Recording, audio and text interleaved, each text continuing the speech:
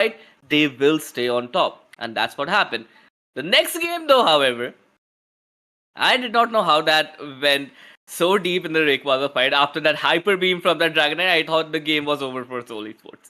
Let's be honest here. The double Hornleys into hyper beam, it was supposed to be over. However, if you give Soul Esports a chance to actually fight back a team fight, they're so well coordinated. They know when to use their skills. They know how to react to the crowd control that the Snorlax provides, that the Cerulege provides. Even in its Unite move, the 1 second stun is when all the moves are going out to you. It's very hard to sustain Soul Esports in a team fight. And that's what I guess Angry Dogs also realized by the end of the fight, that and it's not gonna go in our favor, and we just need to rip the comp. And I think the difference between that Hyper Beam secure was that a lot of times in the rank games we play with emblems. And that does deal a little bit more damage. That might have been the point there. However, amazing game from Angry Dogs. This was a game worth watching. Let's be honest, this was my favorite game of the tournament so far. Soul Esports into the finals, losers round 3, Angry Dogs versus, I don't know who's gonna go in the losers round 3 yet, but it's definitely gonna be a joy to watch Angry Dogs again. Yeah, just like Tano said, I mean, Angry Dogs probably wanting a rematch after that game. I mean, both of the games, they had opportunities to come back in.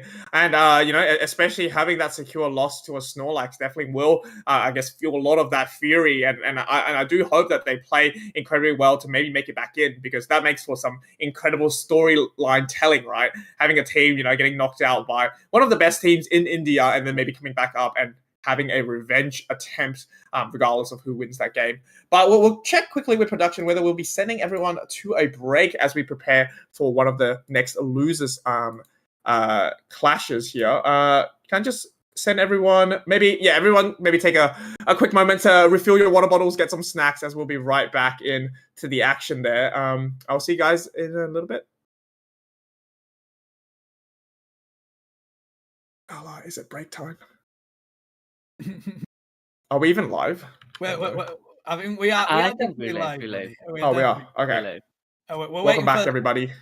We're waiting for the break to come on in. I'm waiting for at least confirmation. But whilst we do, just a huge shout out to our sponsors for this tournament. Exa, making the best quality gaming headsets. Go check their website out. But yes, we are going to head to a break now, chat. So as Fu said, grab a drink, grab a snack. We'll be back with you very shortly.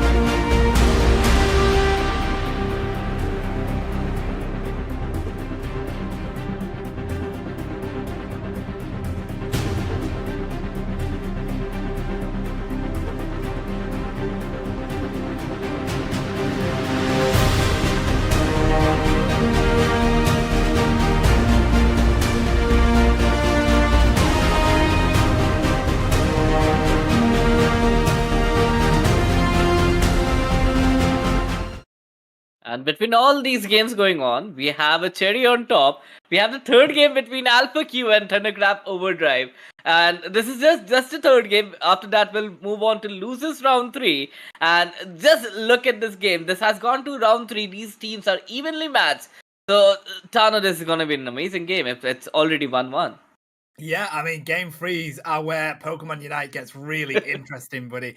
Both teams have gone up against each other for 2 rounds. They know what's coming their way. They know they have to win this game. If you don't, you are out of this tournament. So this is the really interesting part of Pokemon Unite. I'm excited for this one. Let's see what both teams are going to come for you.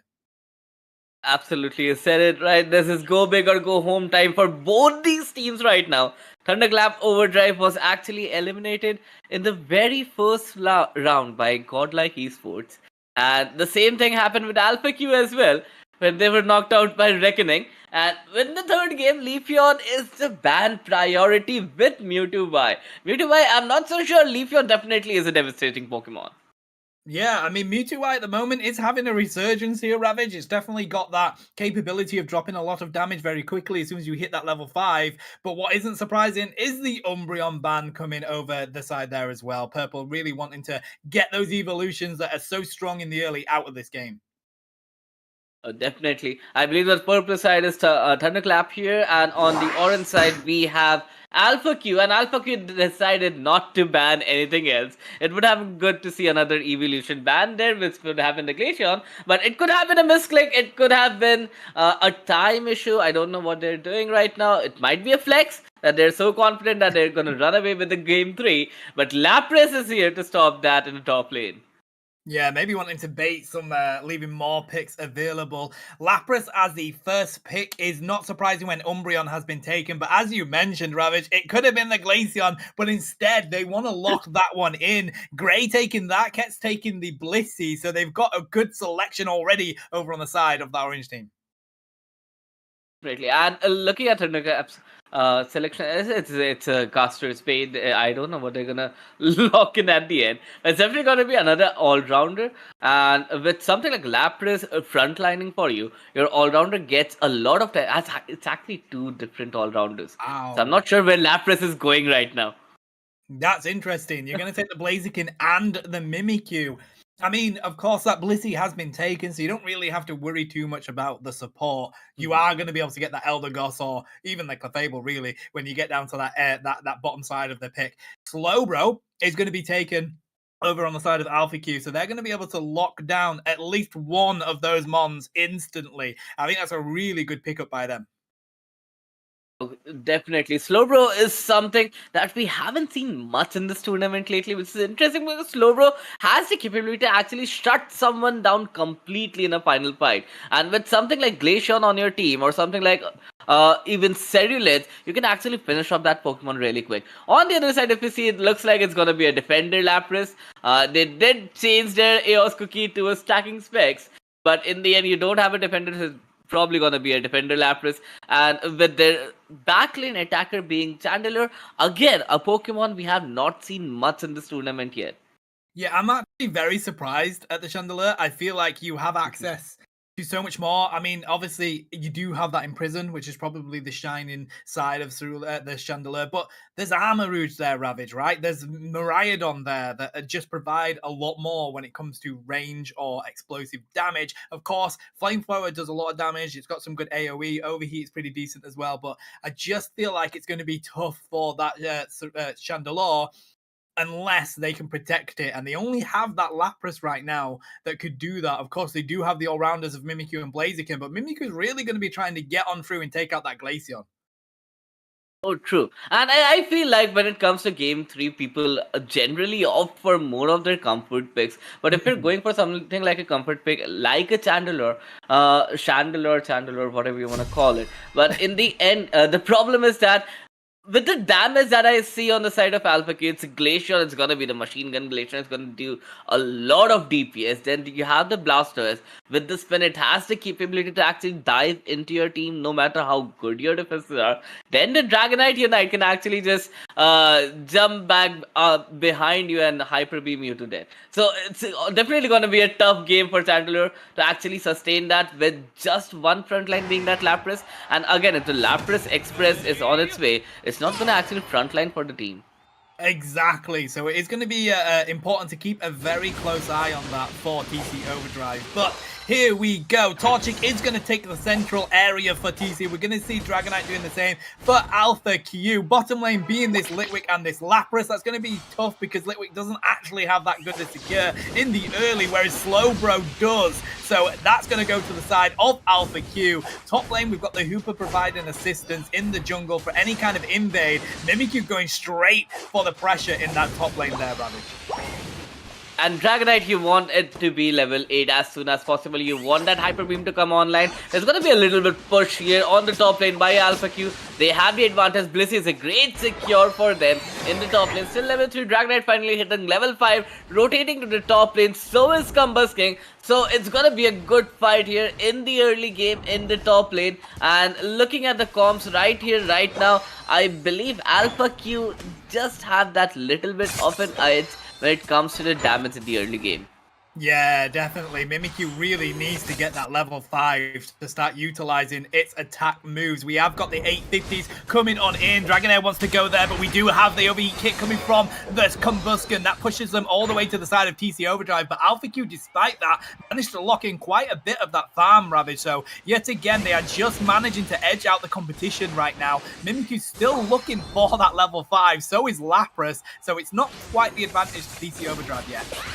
The problem with Chandler is still level 4 as well, man. With 3 evolution stages that you have, you're still not level 2. It's gonna be a complete domination on the bottom lane by Alpha Q here. They're able to score as well. Hoopa is here to save the day for them.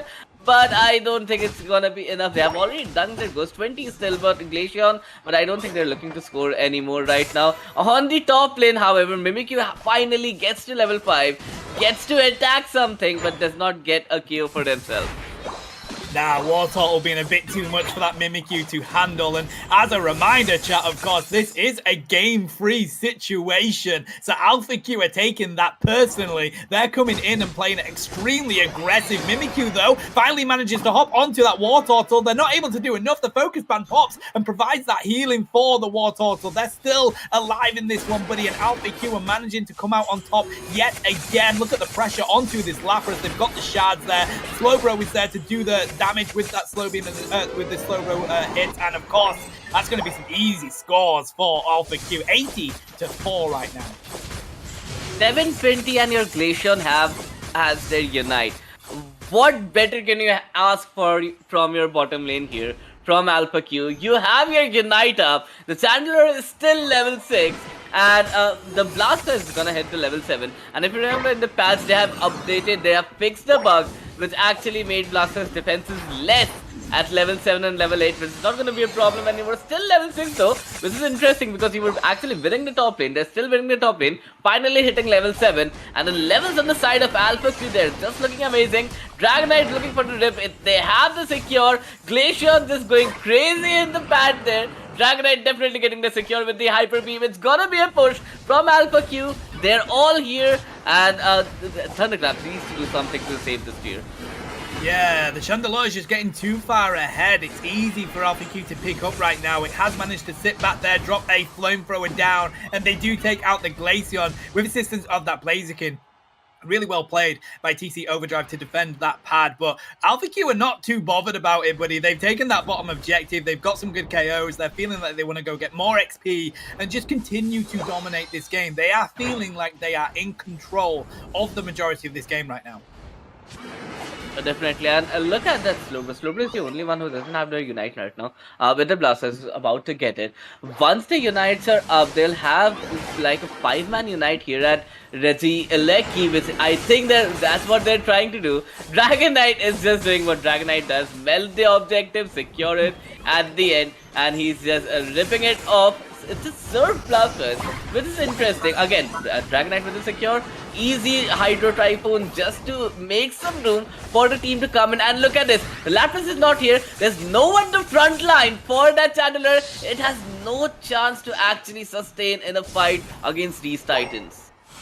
Ooh, Blaziken just managing to hop over the Blastoise and get away there. Glaceon wanting to chase it down. Mimikyu is there to answer. He said, nah, come play with me, Glaceon, and you're sent back to the Pokemon Center. Good defense from TC Overdrive there, but Alpha Q are just managing to continue with putting the pressure on with their lead. 207-4 right now. Blissey continuing to get those stacks in there while Slowbro puts up a huge defense down on this bottom lane. We do have the Dragonite down here. Blastoise is here as well, so they do have the zoning and the rip that they can utilize. The Glaceon's going to grab that blue buff. We've got the zoning coming down to TC Overdrive already. Slowbro and Blastoise doing just that, whilst Dragonite does what Dragonite does and goes for the rip. We have got the Chandelure in the background. They've popped their Unite move, meaning nobody can really see. There's the Imprison. The Ringlers have been let loose from the Hooper. The Slow Beam onto the Blaziken to stop the secure. Is it enough? Blaziken just managing to get out of it, but I think it was Hooper that managed to lock in that objective. Yes, they do. Regice for TC Overdrive, and that is exactly what that team needed there, Ravage. Definitely, they needed that comeback. They needed that level dose experience in their favor. A great Unite from Slowbro actually stopping that overheat, I believe. Yes, overheat. But in the end, it was Hoopa who secured that. Alpha Q wouldn't be too sad about their bottom tier going down, because now that they have their XP as well, they can actually cover up a lot in levels. Level 12 Dragonite already is going to be a problem. With the objective coming up in the top tier once again, Regieleki, there won't be a third one. But if a fight breaks out here, they can actually delay this objective here. The problem is that on the side of TC Overdrive, you don't have much Unite. Take that back. There are 3 Unites on the side of TC Overdrive, and it's gonna be the Blaziken. Oh no, it's gonna be the Dragonite who's gonna secure that. Blaziken did try with that overheat again to secure, but it's not gonna be the Blaziken's day today. None of these overheats are actually hitting. Overdrive are not in the overdrive right now. It's gonna be Alpha Q who are actually gonna push that lead in the bottom lane. 1 second, Mimikyu is actually taking a fight in the bottom lane. Dragonite unites to catch that Mimikyu off guard. It might survive, but with just 7 in the tier 1 remaining, are they willing to give this up? 7 goes down, 8 goes in actually. Not a big overdone, but that's gonna be a problem for Mimikyu. He needs to survive that. He does, with so much info with the Regieleki on the top lane. 4 people, 3 people actually defending that Regieleki. Alpha Q currently has the entire control of the map. Yeah, they ping for people to gather down for that bottom Reggie. We have 30 seconds until this Rayquaza spawns, 20 seconds to rip that bottom objective. Look at the Hooper in the top lane ready for a back cap. They're going to be prepared. They're going to go and score that 40 points, go back to the home base.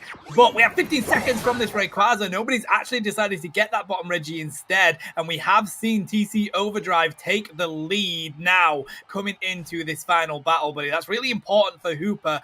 Are we going to get an engage straight away? Let's see. Lapras is poking on out of Alpha Q. They've got vision on it. They seem to want to go for that engage. Blaziken's coming in for the flank. We don't quite have that fight breaking out just yet. The problem is that if Lapras goes too far ahead, it's going to be a problem for Chandelure to survive in this team fight. They're actually looking to bait out the Slowbro Unite. This is not going to happen. It's probably going to go on that Chandelure, Mimikyu, or most probably it's going to be the Blaziken who's going to be a target for the Slow Beam here. But Chandelure has actually caught a lot in the open. Hydro Typhoon goes in. The fight is breaking out. 1 player down for Alpha Q already. Make that 2, and Mimikyu is just going crazy here, and they have started the melt already. Hoopa might just go down. Lapras is still on full HP. 1-2 is a good trade in the favor of Overdrive, but they have just finalized it, and 3 people actually go down. It's a Dragonite with the secure, and it's gonna be a team wipe on the side of Overdrive. Alpha Q running away with the game and the set, finally making Overdrive go home. Yeah, taking an ace over on the side of TC Overdrive. They took out all of the mons in that fight, buddy. They're going to score easy hundo burgers galore now. This is going to be Alpha Q taking the third game in this losers bracket round 2. They are going to progress on forward. And what a way to fight that one out. Fantastic play from them. Really good Unite synergy coming on down. It seems like they really utilized the availability of zoning out mons and letting that Dragonite rip those objectives, Ravage. That was their plan from the get-go, and it worked for them for the entirety of that game. Oh, definitely. Dragonite is gonna be the Pokemon who's gonna secure the objective if you just let it rip the objective as well. It has a lot of DPS, and with so much DPS, it has one of the best secures in the game. So you cannot just leave Dragonite alone for the most part of the game, because it will get its job done. It's very rare to see actually a good Dragonite missing on the secures with 3 Dragon Dances up and the Hyper Beam. It's very rare to actually see that, and that generally doesn't happen. The Chandelure actually did not get to actually get in the fight where Blaziken was fighting, which was in the jungle of Alpha Q. Did not make sense to push so much forward when you already have back cap, you had lead. You could have waited for a Dragonite to start the rip and then take the fight to them. Yeah, exactly that, mate. Fantastic play, though, from them. Alpha Q really putting the pressure onto TC Overdrive, but really closely contested by both teams, to be honest, mate. Of course, that one did come down to the game 3 situation, but it means that Alpha Q are going to progress to going up against Team Godlike, and we witnessed them earlier on in the stream. They went up against Team Soul, and they did end up losing 2-0 to them, so...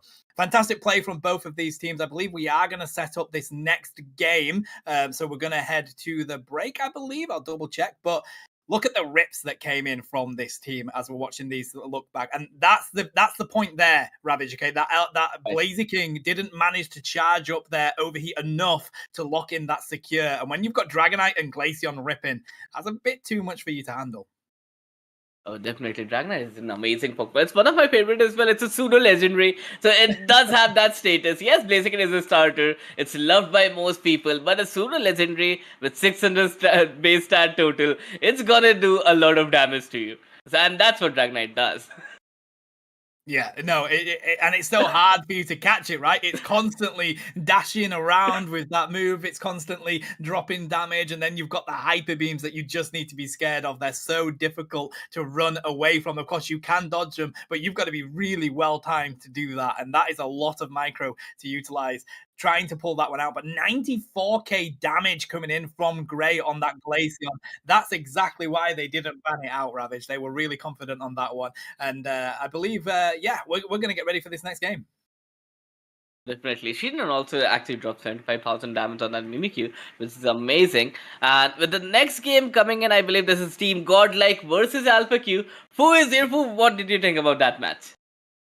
I mean, it was just a I'm glad we got to catch actually that game, because it was one apiece, right, in that losers round 2. And I was thinking, I've actually scrimmed against TC before. And it was good to see some familiar faces going back, but unfortunately they didn't make it through. But I was a little bit biased, I think, watching it from behind the scenes there.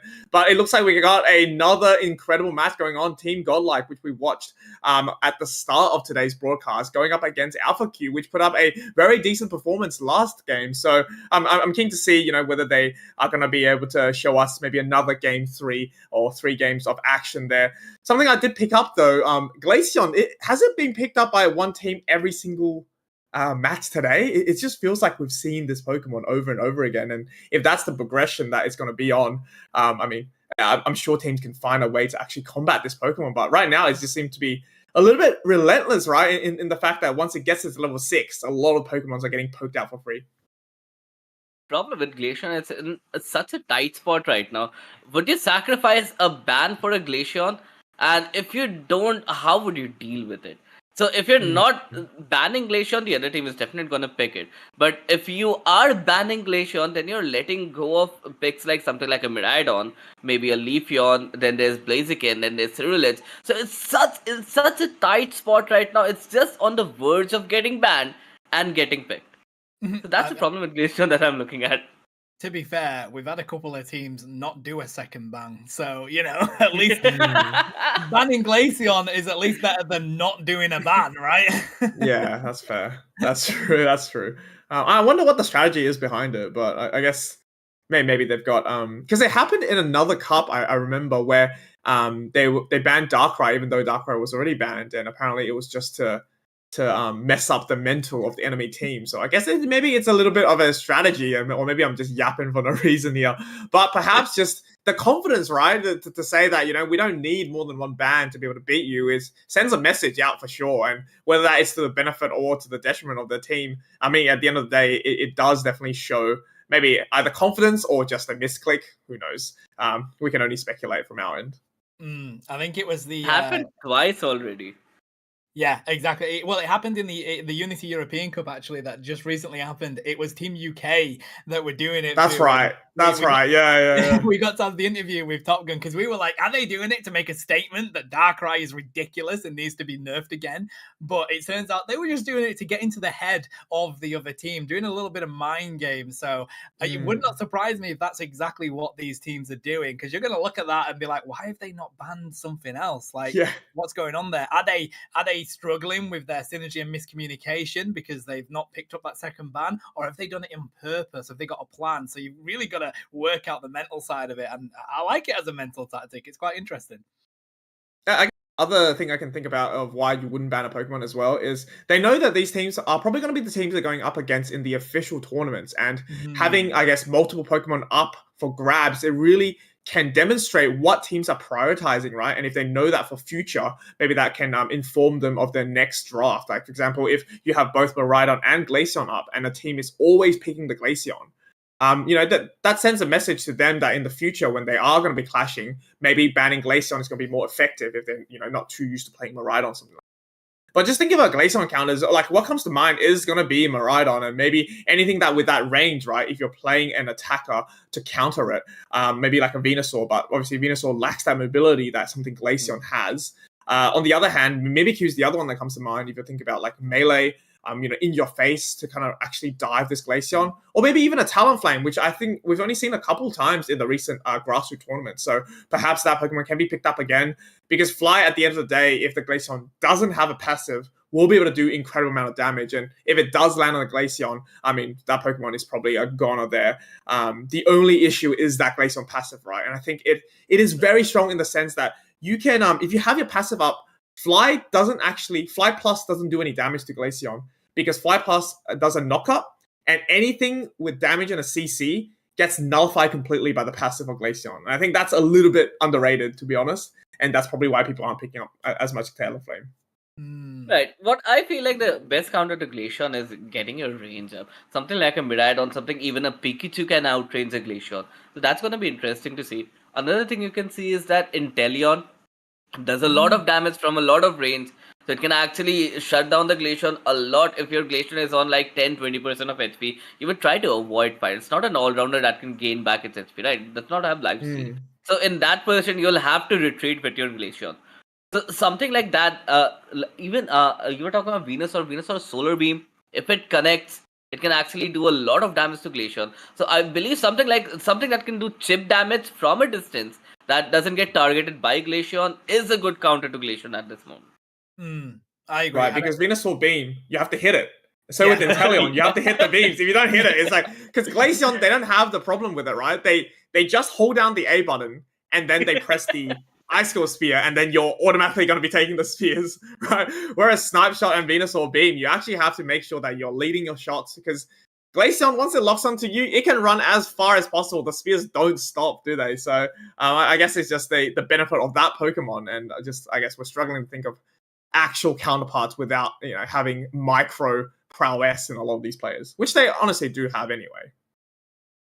Yeah, rightly so, buddy. I will say that I feel like in these games recently with the Glaceon, it just seems like the other team doesn't have, one, the healing to deal with the amount of poke that Glaceon's dropping at these Rayquaza fights, and two, Yeah. they don't have their own poke to answer. And that's the difficulty when you have a Rayquaza fight and there's two teams that are getting set up for the engage, but you're waiting for that right opportunity to engage. Whilst you're waiting, Glaceon is just consistently dropping that poke damage onto your team and doing a lot of damage to the point where one healer isn't enough. We saw it earlier. It wasn't enough for that Eldegoss to keep everybody up. It wasn't enough for Blissey to keep everybody healed. They had to go to the home pad to get healed back up, and then that gives your team the advantage to go for an engage where you're at a kind of 3 or 4 v5 situation. And that's why I think poke is so important in Pokemon Unite, especially at the Rayquaza battle. And if you don't have an answer, like at least the Venusaur Inteleon does enable you to have that poke alongside it. If you don't have that, it's too easy for a Glaceon just to let that damage loose. Yeah, I definitely agree as well. And guys, these teams are like using it to its full force at the moment, right? So we get prepared for the next matchup as well. I mean, it's good that it's still the grassroots at the moment, right? Because imagine a very important match for the UCS or the ACL is just dependent on the fact that whether your team can first ban out Glaceon or play Glaceon at all. That's if that's the one Pokemon that could be stopping you from achieving further in the tournament. Maybe in the next week or so, get ready to practice that Pokemon. I do anticipate maybe there's going to be another patch before the official one starts, but we never know. If this is the state of the game that's going to be going into the tournaments with Darkrai available to be played, I think that sets up for even more contested Pokemons, right? Because right now we're casting games where Darkrai is not even a thing in our mind, right? We're blissfully unaware to how crazy it is at the moment. But I'm sure I can speak for everyone that all the ranked games, if you see something like a Darkrai enemy team, you know you're going to get one shot at Ray if you're not careful. And Glaceon obviously has the ability to do so much damage, but it doesn't have the ability to counter something like a Darkrai if it takes it into its void, as well as the fact that you can just stay hidden for like all of 5 seconds, and you might be able to lock on it with spears, but I think that's a great counter, and maybe that's something we have forgotten to mention, that if it is allowed in the tournaments, it could be another pick that's worthwhile picking up. Yeah, I think Darkrai has been banned. Like I checked the win rate, the ban rate on it this past week. 94% it has been banned, buddy. So there is not a lot of games where Darkrai is actually getting let loose when you come down to that ban situation. And I think they kind of need to take that on board when we come into this next tournament, because not many teams will have had chance to really practice that Mon.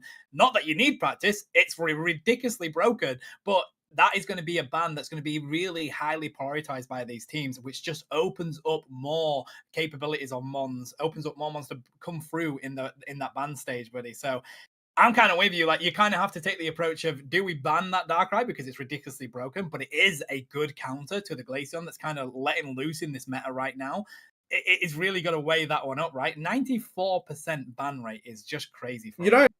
You know what, Tano? I think you raised a good point. I think I just had an epiphany of why teams aren't banning for the second slot, because they're saving it for Darkrai. It's a strategy to see what Pokemons are going to be up if we're banning Darkrai, because Darkrai is going to be a take up a slot on the ban thing anyway, right?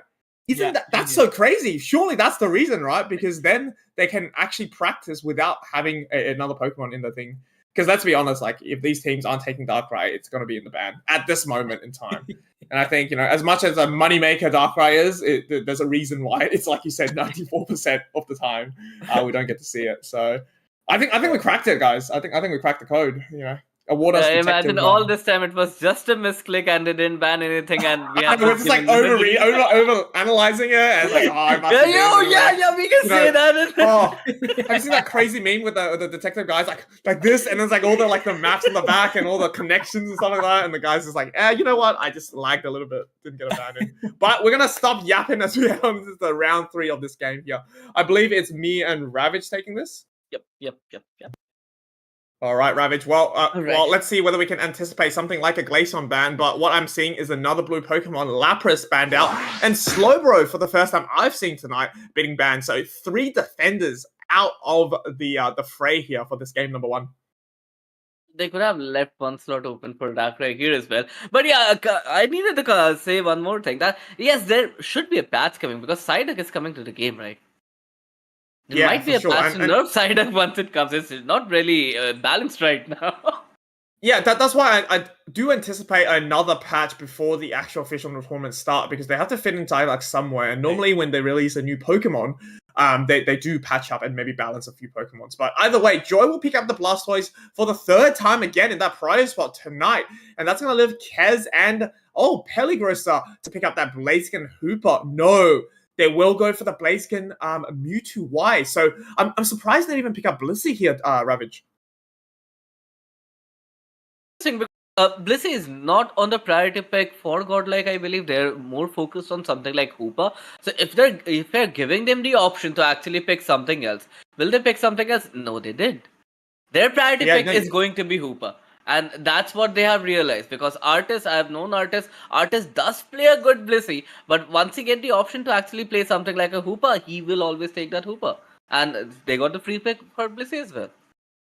I'm so surprised because, like, clearly, when they pick Mewtwo, they're gonna go for the Helping Hand Safeguard. Yep. And then why not just take Blissey away and give the Hooper if it really is necessary? Because I feel like at this point, Snorlax actually goes better into Hooper than it does into Blissey, because Snorlax can actually deny the pad to send Pokemons back into heal with the Heavy Slam move, and I do anticipate a man going to be doing that a lot tonight. And obviously, rounding off the team for Alpha Q is going to be Sayedak on the Machamp here. So with that build, it can go both ways, but I suspect that if it does want to prevent the Joy from spinning, I think Submission is going to be extremely good here, right? And we do have for Euro and a Goblin picking up two very, very early game, very, very high burst damage Pokemon. Both the Ceruledge and the Leafeon is going to be taken away from Alpha Q here. So on paper, who do you have to win this first game, Ravage? The team of Godlike, you have Miraidon, you have Ceruledge, you have those two heavy hitters on your team. You have Leafeon for that early damage control. Hoopa is definitely one of the best Pokemons to have in your team, because you have that rotations enabled, and you have the Blastoise for your front line as well. So on paper, I'm not saying it's gonna happen, but Godlike does have an advantage here. Yeah, definitely. And I guess only time will tell as we head into the game number one. Remember, ladies and gentlemen, this is the losers bracket. So everyone is eyeing for a ticket back into the grand finals. A couple more games tonight to broadcast before we head into that important best of three. But for now, we do have Alpha Q against, if I'm correct, against your team Godlike. And let's see who will actually attain that God status as we get into the game number one, with Godlike going up into the bottom part here with Miraidon and a Squirtle. We've seen it beforehand, and that's going to be countered by an XEX-Mon Miraidon against the Mewtwo Y Snorlax combo. I'm keen to see which one actually comes out of top. Right, so Mewtwo Y is definitely gonna have an advantage in the bottom lane, because once it goes Mega Mewtwo Y, that's when the damage actually starts. And I believe that's when the Blissey will unite to the bottom lane as well. They will not unite, but rotate to the bottom lane as well, because that's when Mewtwo actually needs that helping hand to actually go crazy and actually push the tier as much as possible. On the other side here, Ceruledge is facing some problem with the Machamp here with Bulk Up and the Karate Chop. It deals a lot of damage in the early game. It's a great secure on your end as well. Karate Chop is a great move to have in the beginning, but Leafeon in the top lane can go crazy. It can easily pick up a knock or two early in the game. Yeah, a double invade actually from the Leafeon and the Hooper will send this Combustion. Still a level 5 though, but maybe a little bit of early pressure there. 850 birds will spawn here as Combustion looks to maybe dash it back in. Does successfully push the Shardaker down? It might get knocked out. Yes, it does, as the Combustion has to run away. They got the pick they wanted. Obviously, Leafeon getting that last bit of farm there. But what a fantastic way to start the match for both the Machoke and the Combustion, sending it back into the central area. But it is not going to be alone. The Hooper is going to be there to join the party once again. Putting on a little bit more pressure to try to secure the blue buff. And did you see how much damage that Miraidon just did? Oh my god. And Mewtwo is one of the bulkiest attackers you can have on your team, and it still did that much damage. Also on the top lane, Machamp was just saved by its evolution animation where Leafeon was already dead. So a lot of things going in the favor of Alpha Q here, I would say. Mewtwo surviving that, which was interesting if there was any kind of follow-up. Even the Hooper rotating to the bottom, the center Bs are here, and a lot of damage has gone to that basic, and it might not be able to survive. And finally it's the Leafeon hitting the final blow in the coffin, final nail in the coffin. That's what I wanted to say for the Mewtwo and also for the Blaziken. So it's looking a little bad for AlphaQ right now because they're not ahead in terms of level. They need to farm a lot, but with the Leafeon on the other team, it's definitely gonna invade your jungle once again once it's up. Yeah, for sure, and I think that's exactly what we really expect from these two teams in the first 2 minutes. I mean, Leafeon does Leafeon things, right? And that's where Leafeon will shine. So having the fact that they are losing a little bit is not going to be too much of a worry. We do have a Blaziken online, though, so that Blaze Kick overheat combo is going to be able to soak up a lot of the power. But the Emerald 2-step picks up more than 2 Pokemon as 4 members of AlphaQ will get instantly deleted. Someone called the ambulance for AlphaQ at the moment as Leafeon's going to pick up a KO streak of 3 there. And yet again, you know, something to combat this Leafeon is to stop the snowball. But it is so difficult, right, when you have Pokemons looking for level 7s, looking for that level 9s. But, you know, you do hope in the mid-game, you know, we do have teams trying to get some picks off as soon as possible. And once the Blaziken does hit that level 8, which it has an easier time. And not having Leafeon Unite for the bottom lane will give AlphaQ a little bit of a relief here from the onslaught of damage and perhaps giving them the first kill of this objective. The Meteor Shower will go through. Mewtwo manages to secure that for their team. Blissey might not get that lucky as it's running away from them. The Miraidon coming through with the damage, getting a KO streak of 2 as well. And all of that, while that's happening, the choke was successful in getting that top Regieleki in, getting a dunk of 30, but it seems like the action continues in this bottom part of the Ravage. Right, finally Machamp has its Unite, but it has no targets in the bottom lane. Top lane, they have actually given up the top tier because, again, you want that XP for your top laner, you want that experience for your off laner. Storytellers is getting a lot of experience, it already has its Unite, it will probably hit level 10 by the time the top skirmish starts. On the bottom, however, there is a push coming in. Hoopa is the only one surviving there. He wants a portal, but they decided to actually sacrifice the tier 1. Storytellers was not called. He was spinning around there, waiting for Hoopa to actually call him. There's some comeback coming in from AlphaQ. The snowball effect has been stopped. Now that they have Unites, a fight can actually start on even footing. Yeah, and 8 overdunk means that the top hat's going to be broken though, so Goblin managed to go through with the Revenant Rain, does so much damage, but the Bliss Assistant is going to be proving to be too good to get that KO there.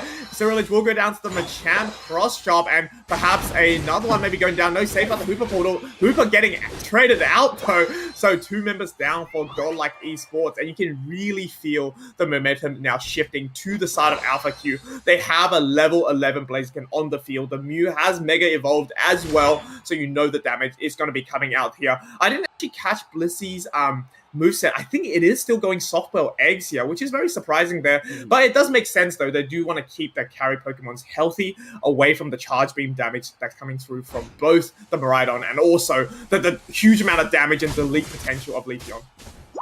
Oh, definitely. It's not like you need Helping Hand for Mewtwo to go crazy. Speaking of Blissey just went down.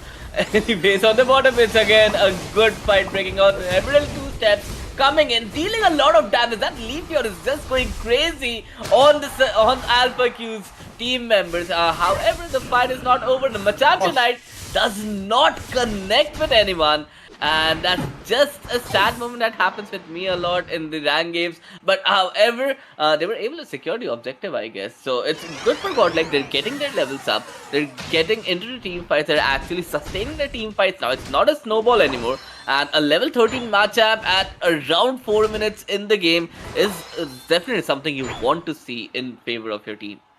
Yeah, don't forget, because it is cross chop, at level 13, it will have the opportunity to get some additional damage stacks on its move, right. And it depends on how much auto attack you actually do, right? So having it at level 4, with 4 minutes to go, I mean, it does definitely give them an opportunity to have 40 stacks for that Rayquaza, and then it's going to dish out a whole lot of damage. So an incredible yawn by Amanda once again to stop the Blastoise from pushing any further there. Machamp looking in for a dunk at the back, seeing that Blastoise has made its way now to the tier 2 pad here. Blaziken getting knocked out immediately, though. We have a connect on the Revenant Rain, but the Blister System will go out onto the Snorlax of all Pokemon to really keep themselves sustained here. Mewtwo is now back into the fight to save the defense here, as the Charge Beam will not actually be able to connect too well there. I think both teams are just looking to quickly finish this up. Blissey will go down to the Regieleki, though, but it doesn't matter because all of Godlike Esports have now backed away. Now, you spoke about the levels here. We do have 2 level 13s on the side of Godlike Esports, but this game is incredibly close on paper, at least. We have, less than 50 points differing both these teams. And for game number 1, this is very exciting to see. Oh, definitely. And that Machamp submission actually stopped that Leafion from taking the Hooper portal, which was just so funny to watch, because you're going into your Hooper portal and someone just somersaults you out of it. It's always fun to watch Machamp going for submission. Anyways, on the other side, yes, definitely looking at the levels at the side of Godlike Hill, level 14 on both your divers. It's definitely something you want in your team, because we saw the 1v1 of that Blaziken and the Cerulean. Blaziken doesn't stand a chance. By the time it charges up overheat, it's already dead. It doesn't get a chance to actually fire off an attack. Level 13 on all your attackers is definitely good. Level 14 Machamp definitely has all the stacks of build. Blissey does not have their Unite. Mewtwo does not have their Unite. That's gonna be big in the team fight here. Godlike definitely has a chance to actually start the fight here. The passive goes on for Hatter and it goes off for Godlike Esports, but doesn't do a lot of damage here. Blaziken actually finally taking down that Cerulean. No Cerulean in the fight. This will be the engage. Blaster is actually going in. They might just use their Hydro Typhoon here. They might not. Actually, the teams, do they not know who's on the lead right now? Because the fight doesn't seem to be in that way. Yeah, a bit of a scramble here, but maybe a huge yawn by the Snorlax will be able to stop this Blastoise from engaging any further. It needs a reset. And Hooper Portal using the Unbound early there means that we're going to bait out the Mewtwo Unite, though the Infinite Sideburn will deal a considerable amount of damage, and as well as the Meteor Storm as well. Leafeon is out of the play for Godlike Esports, and they're going to miss the Portal as well. So numbers advantage on the side of Alpha Q. They have the Unite moves ready to go by a huge sum. We'll knock up 3 members into the Revenant Rain, but the Bliss Assistance and the Snorlax Body Barrier will keep the Mewtwo Y sustained here.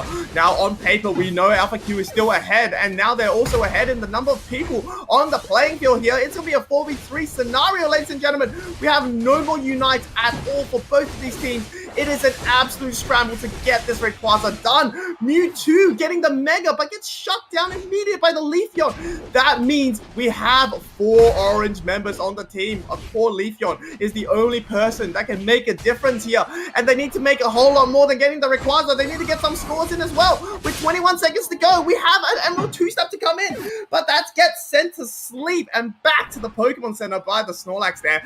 A man with a huge engage there, and I mean, with 10 seconds to go, Ravage, you gotta see Alpha Q coming up on top for sure. 3, 2, Godlike Esports, the final fight looked very scrambled. There was, I don't know why it happened like this, where teams, people are taking fight elsewhere. The Cerulean was going down to a fight with Blaziken, which was not in the center pit area. It was somewhere completely different. The center fight did not seem coordinated at all for Godlike Esports here. So that is definitely something they need to work on. They were definitely slowballing the early game. They definitely had the advantage in the final fight as well, if only they stick together. They didn't. Yeah, I mean, it's just a little bit tough, right? That final fight went from a little bit long as well, but it was a bit of separate fighting. There seems like 2 separate engagements coming out from both of these teams here. Mm-hmm. And obviously, Leafeon going down early was a mistake on their part. And obviously, the other mistake I think that they made was the Hooper Unite early there instead of resetting the Blastoise to come back, because that meant the Blastoise has to waste so much more time using the back button to get sent back and then take the portal. Whereas if they just put a portal down and then Unite, it creates so much more efficiency in terms of healing up your tanks. But nonetheless, there was a huge Hydro Typhoon by Joy there on the Blastoise, and obviously Revenant Rain going through. But the fact that you still had a Blissey Unite and the Buddy Barrier coming out from the Power Nap of Snorlax meant that the Mewtwo did not have any trouble with that. At the end of the day, 2 minutes was not enough time to take down the Rayquaza in this game, and it really saw Alpha Q take that game number 1. But as we always say, it is only game number 1, right? As casters, we pray for 3 games for an extended competitive scene. And let's see whether we get to see it in this next one. Oh, definitely. The second game, Godlike Esports needs to come back here. Because if they don't, they're already in the losers bracket. They have already lost to Master Soul. They won't want to lose to Alpha Q again and go home without getting that rematch with Soul Esports. That is definitely a lot of people are looking forward to. So am I. However, Duck getting the MVP for his team Fura or on the other side of Godlike. So a lot of damage actually came from Fura, 85,000 on the other side. If we look at the side of Alpha Q, there's nothing crazy going on. You would think that something like a Mewtwo Y, who's actually getting a lot of knockouts, a lot of hits on the other Pokemon, will get a lot of damage. It has actually done 61,000 damage only, which is not that much. Percentage as well. Yeah.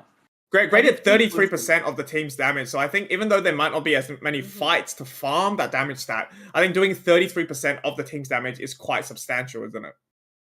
Right, and to be honest, they have taken more damage than the Blasters on the other end. So they have played some role for the team. They have played a role of the tank. But yes, a lot of damage actually came from the Mewtwo. And look at 61,000 being just 33%. Being 33% is a lot of percentage, to be honest. If you look at Fura, 85,000 damage. That's a lot of damage. It's not even at 30% of the team. So either your team's damage is falling off, or you're taking fights at the places that you're not supposed to. That's what I would conclude from this, right? Depends on how the team fights go, right? For something like a Leafeon, they are looking to do a lot of damage, especially in that early game where I guess Team Alpha Q was susceptible to it. But after you hit that 5-minute mark where people are getting the Unite moves and the fights are maybe a little bit more elongated, or I mean even shorter in terms of how many people you're fighting. Some of the little fights, maybe you can see just the Blissey sticking around with the Mewtwo, getting a little bit of damage, maybe getting a KO and then getting the hell out of there. That's probably a reason why the damage numbers don't quite reflect the amount of engagements they have.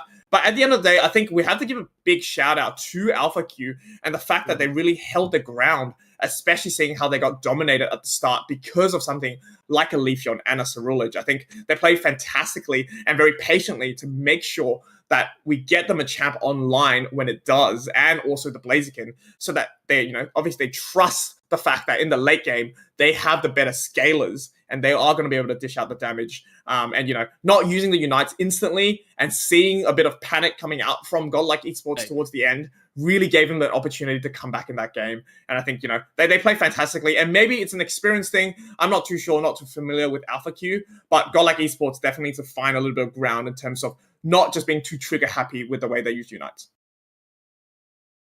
The team on the side of Alpha Q, there are players who know each other for a long time. Same with Godlike as well. However, I haven't seen this particular Godlike lineup in any other tournament, even before they were in Godlike in any other tournament. So that's something that they need to adjust. And it's showing, to be really honest, it's showing in the team fights. When you look at the team fight that Seoul Esports take in the last 2 minutes, and you look at the team fight that Godlike is taking at the moment, it's definitely a lack of coordination in the players. Hard as well, right? At some instances, especially like we talked about how last game was a little bit separated in a lot of the fights, and maybe it's to do with the fact that we are looking at people having a dunk, a sneaky little like back cap at the start of the raid, leading the champ away from the team. But at the end of the day, when you have Hooper, it is a valid play. I guess just the Hooper portal was just a little bit mistimed there. But we'll see as we head into this game number 2, though. Mewtwo Y is going to actually be banned out by Godlike as well as Lapras. And in response, we have both the Mimikyu and the Leafeon also being banned out for Alpha Q here. So I guess new bans for this game, Ravage. Think that at this point you would definitely go for something like Umbreon. Yes, that's what I was about to say. And with all the evolutions open, apart from Leafeon, there's still a chance to pick up a lot of Pokemon. So there's no Blaziken ban, there's no Ceruledge ban. Those two are open. There's Blissey open, and we see all those. Miraidon is open. Right now, the problem is that if you ban something like Mimikyu, you leave so many options open for the other team, and you still prefer. Okay, now they are preferring Hoopa over Blissey. So I believe it's mostly gonna be a DPS focus comp. Godlike Esports seems like they're now going for something like a more comfort pick. If they do pick the Dodrio as well. I'm not sure if Dodrio is a caster's bait or if it's a final pick. So it seems like it's gonna be mostly a comfort pick right now. Art is going on the Eldegoss. He has played a lot of Eldegoss, so definitely that is something in his comfort zone. Goblin's comfort zone is that Dodrio. Joystick is one of the better Trevenant players, I would say. But when you have the option to take the Umbreon, you definitely take the Umbreon. Psyduck is very comfortable on that. Machamp definitely very comfortable on that. Slowbro is Aman. Gray, I have not seen that much. I'm not sure if he's gonna play that Hooper as well. He might have switches to Gets or something like that. But we'll see, we'll see. Fura is very comfortable on that Cerulets, and Scepter is very comfortable on that Glacier. So this is definitely a comfort pick for Godlike right now. So if they need to bring something home, this is the game that should be it. You have the Pokemons in the meta, in your comfort zone, and you are picking them in a draft pick. This is their game. I mean, that's a lot of insights, and I think, when things get to crunch time, playing comfort picks sometimes might be better than playing just the strict meta that the patch has given you. Now, a really interesting thing is that they actually opted to go for the Hooper here, and maybe it's going back to what you said. If Artis actually prefers Hooper over something like a Blissey, picking a Hooper away from them might mean that they have to rely on something like an Eldegoss instead to do the A press that it needs in that top part there. I do anticipate maybe Dodrio will play that top path while the Cerulege will get that level 5 from the central area there. And I think on paper, at least, we do have a lot of early game Pokemon on both of these teams there. Obviously, Dodrio being able to do quite a little bit of damage as soon as it hits that level 5 as well. And I do anticipate Eldegoss is going to be able to help that out. But the top path is going to be looking very, very spicy because we have Machop Hooper against a Dodrio Eldegoss, both A-pressing supports against two Pokemon, both with decent secure as well. It is really going to be seeing whether you can play it even, or if a team starts winning in that path, we can see a little bit of a snowball action as Psyduck will be able to get that level 9 first, and then maybe, if they are going to be choosing that submission, really nullify or the, oppression coming out from the Dodrio. So only time will tell as we head into game number 2. Things are heating up, and, it's very important as well for Godlike to win this game. Oh, definitely. It's go big or go home. It's go big or Godlike goes home. So basically, right now the problem with Pikachu is that Pikachu is definitely a counter pick to Dodrio. Volt Tackle completely shuts down a Dodrio's effort gauge. Volt Tackle Electro Ball is great against Dodrio. It doesn't let him do anything in the team. But if you go Volt Tackle and Electro Ball, you actually lose out on the range difference that you have against that Scepter here. Scepter is basically being Glacial. So what move they go for is gonna make sure who are you going to counter first. So if they go for something like a Thunderbolt combo, they're countering the Glacial because you don't want to get it in its range. If they go for something like Electro Ball, which is, I believe it's Electro Ball, Dodrio seems to be a problem for them.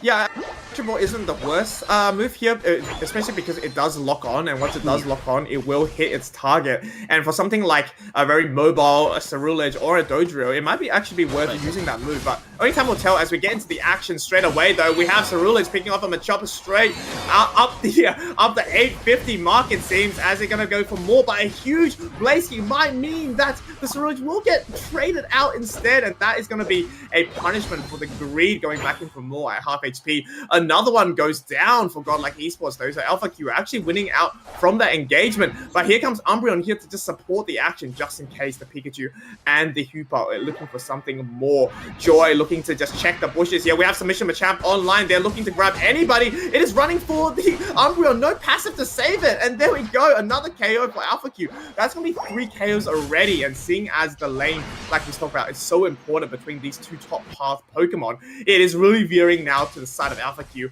and that's exactly what they want to do, especially having a comp such as Machamp and Blaziken that need to have that scaling potential in order to actually make an impact.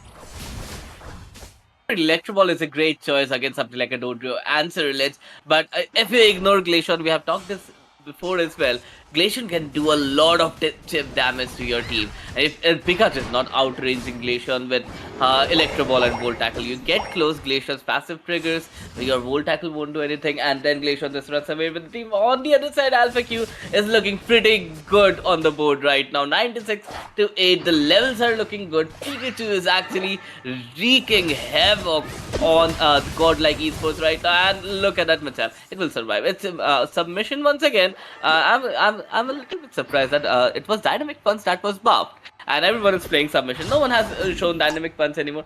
Anyways, Dojo just not getting that opening to actually dive into the team. That's what Dojo does best, but it's not getting that opening. The Pew Pew Cannon connects, does a lot of damage. Dojo again not getting that opportunity to actually target someone.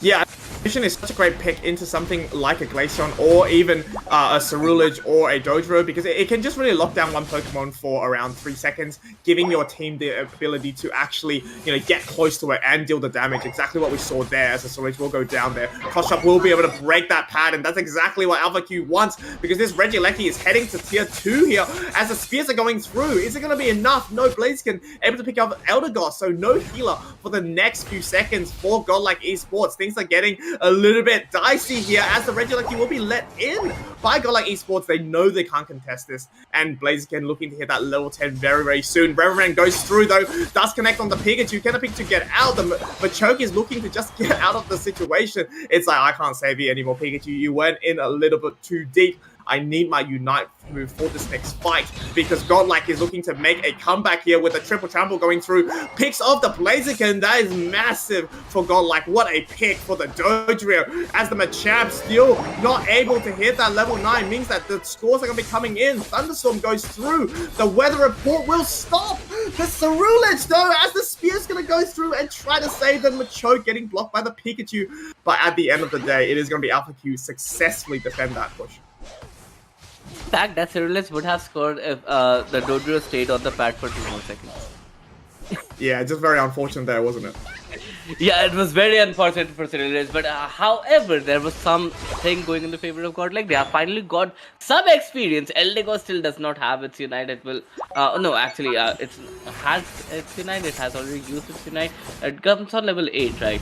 Anyways, on the other side, Regieleki is up, and looking at the teams right now, Alpha Q gets it uncontested once again. They're not in the position to contest right now. They don't have their Unite moves. They're behind in levels. Godlike needs another team fight to go in their favor if they want to come back in this game, but that Electro Ball Volt Tackle is the perfect counter for a Dodrio, and we just saw why. There's no way Dodrio can escape a Pikachu with Volt Tackle and Electro Ball. You have no gauge, it does a lot of damage, you get no chance to actually counter attack that Pikachu. By the time you attack, it's in cooldown, so it already a bit will Volt Tackle you again. On the side, the Bees again uncontested in the favor of Alpha Q. Everything is just going uncontested right now. Godlike Esports, although have played very good in this tournament so far, they're getting a little bit dominated here by Alpha Q. Again, they're trying to push a tier, which they shouldn't try to, because it's not everyone there. Hoopa actually unites and does a good stun. Dojo actually goes down to Machamp right now,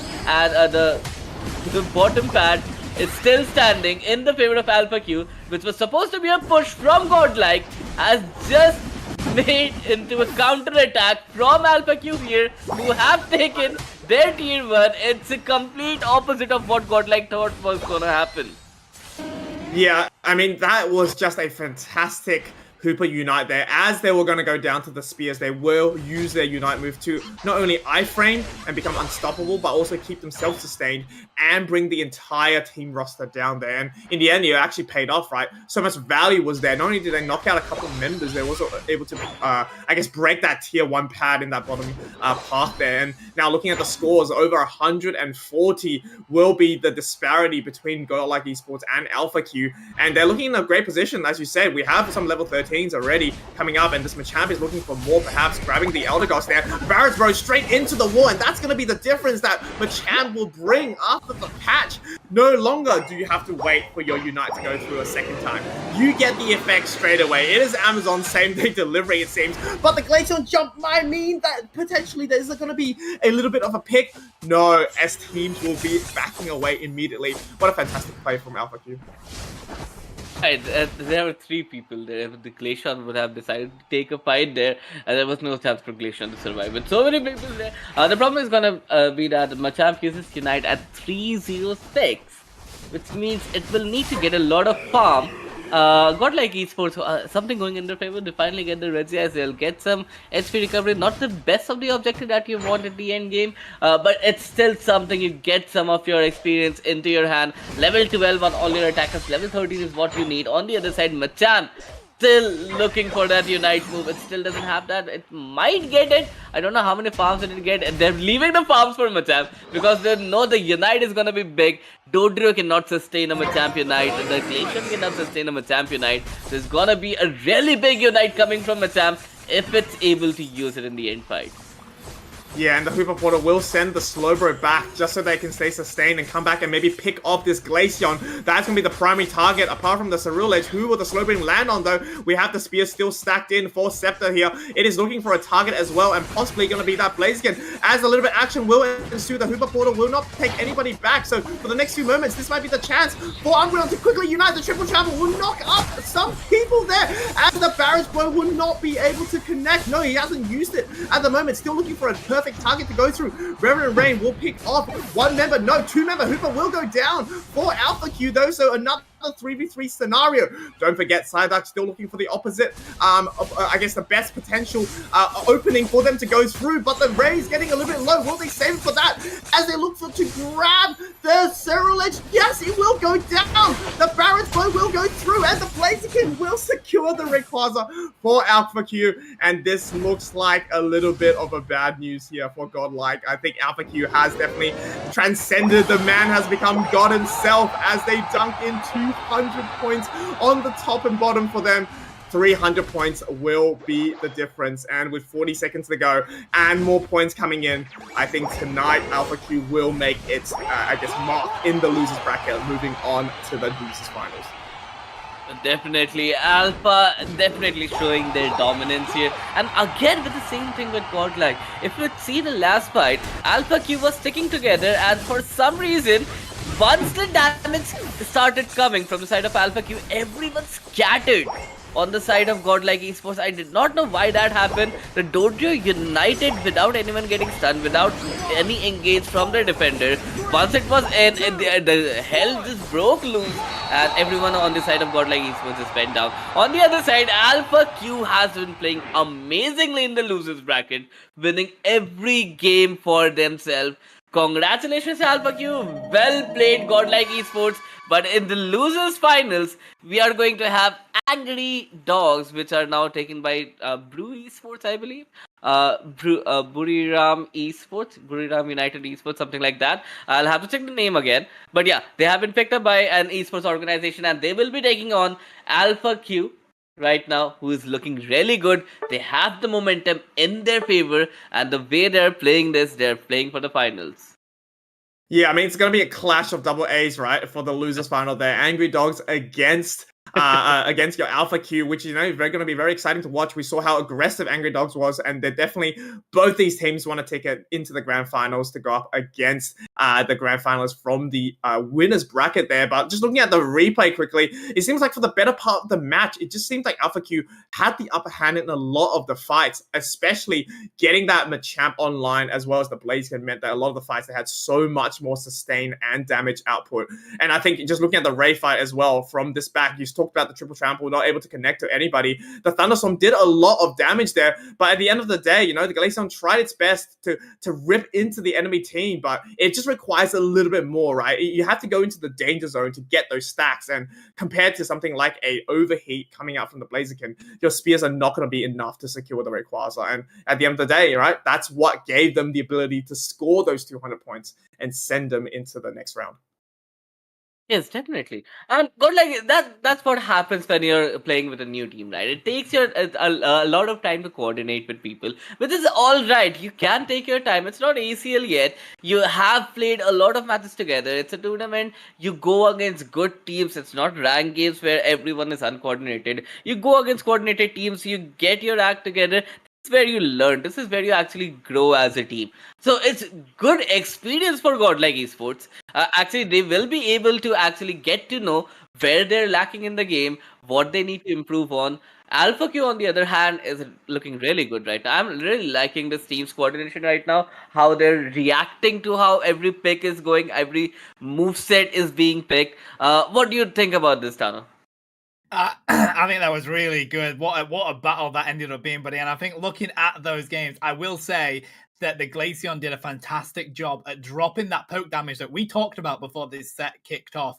but it just wasn't enough for Godlike there, unfortunately. Alpha Q had a really good plan coming into these fights. They were winning these team fights because their all-rounders were just dominating. The Dodrio was really trying to do its work, but you called it, Ravage. The pick on that Pikachu with the Volt Tackle Electro Ball was working for them. I felt like not having the Mage build on that Pikachu meant that they were going to lose that poke battle because Glaceon was there, but it didn't matter in the end. The Rayquaza was really what it came down to, and they really did have the answer over on the side of Alpha Q. I gotta say, that Machamp was cooking, buddy. I really enjoyed witnessing the Machamp in that one. We don't see a lot of it, and you mentioned, of course, you don't really see that dynamic punch that I love to play so much. It is very much that submission, but that submission works so well at picking off the really important mons and throwing them into your side of the field, which is what was happening there from Alpha Q. It just felt like across the majority of these games, Alpha Q really had a lot of control coming into that one. So they're going to be a really interesting team going into this losers final. Godlike really set themselves up for a little bit of a tough match in that second game there. I mean, picking Dojo in that third position meant that the enemy could just pick something like a Machamp, as you said, and just play submission and prove to be a very hard, I mean, it's like you have to go into a Pikachu Volt Tackle when that's bad enough, and then you have submission Machamp to worry about. I think it just adds on to the difficulty. And you talk about how it was a comfort pick, Ravage, but at the end of the day, if you're a Dojo and your whole kit surrounds the fact that you need to have that speed gauge up, and you have directly two Pokemon that can stun you for like 3 seconds straight, you're not going to have a good time. And I think you know it going into that. And, having said that, they did it well enough to get some important picks, but something like a Pikachu Unite move to instantly delete something like a Dodrio, it's going to be a hard time for, I think, the Dodrio player to go in. Yeah, it definitely is. It wasn't a fun game, but I mean, they were definitely trying their best, buddy. But you're right, yeah. If you have the chance to pick up two mons that counter, because the issue with Dodrio is that mon can give your team fantastic map presence. It's so good at getting vision for your team. It's so good at backcapping. If you go for the try attack as well, it's actually got a decent amount of range. It can dive in, drop damage, dive out. So that mon can be a monster. So picking the double mons to really counter that, I think, was core for that team. You're no longer going to have the vision and the speed on it that you want to have. And that's difficult to do or to come back from as a team. That definitely helped them in a way. Like, if you're playing Dodrio in the top lane, you have submission Machamp, so you cannot play Dodrio in the top lane now. So if you go to the bottom lane, you have Volt Tackle Pikachu, so you cannot play Dodrio in the bottom lane now. Where do you go? Do you jungle invade? But if you jungle invade, you're already losing out on levels. Anyone can pick you off. You need to go to a lane to actually escape from the jungler, and that's where you find submission or Volt Tackle.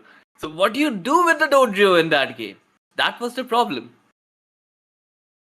Yeah, I mean, comfort, can win you games, but when you're just hard countered by two Pokemons, as we said, it's going to be a little bit difficult. And I think maybe it was just a distraction for the Ceruleans to go through, but when one of your Pokemons are just getting stunned over and over again, I think even if you're the best Ceruleans player, you're going to find it a little bit hard to carry that portion of that battle as well. But, at the end of the day, this is just a tournament for them to practice these Pokemons, right? And I think one of the messages that we've learned today is how important Glaceon is and how important the counters to Glaceon is.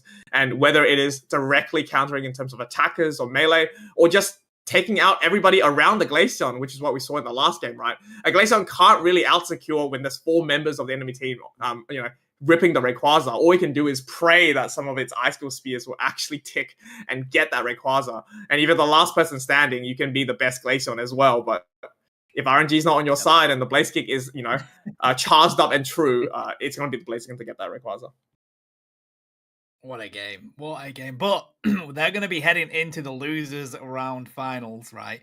Against Angry Dogs. Angry Dogs lost against Team Soul, and I don't think they played really well, so they're going to come into this losers finals playing quite angry, and that is a really tough team to come up against. So this is going to be a really exciting losers finals that we're going to have for you next, chat. I believe we are just going to take a quick break while we get that one set up, but just a quick reminder that our sponsors today, or for the entire month, is Exa, an amazing gaming headset creator. Go check them out on their website, an amazing team over there. And a huge shout out to INGAGE GG in general, putting these amazing tournaments together and letting us come along to cast it. So yeah, We're going to head to a quick break, grab a drink, grab a snack. We will be with you very, very shortly.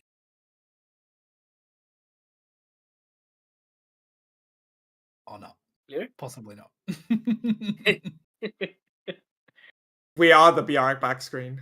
We should make a How do I make an R with my arms?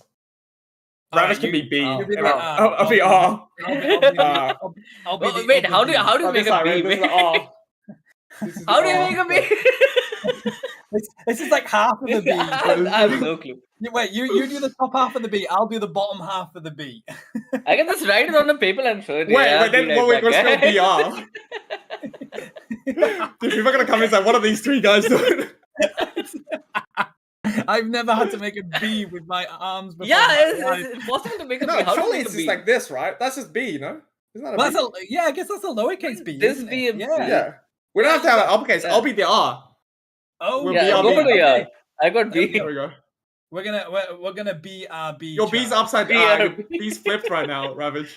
Your B's flipped the Damn other it. way. Yeah, we need the other side of the B. There we go. There we go. BRB. Oh, wait, Here we we got... go. We got to note that the next match will be starting soon, so thank God someone's saving us from our delusion. We're going a little bit insane here. But I hope everyone in chat is at least enjoying the action that's brought today.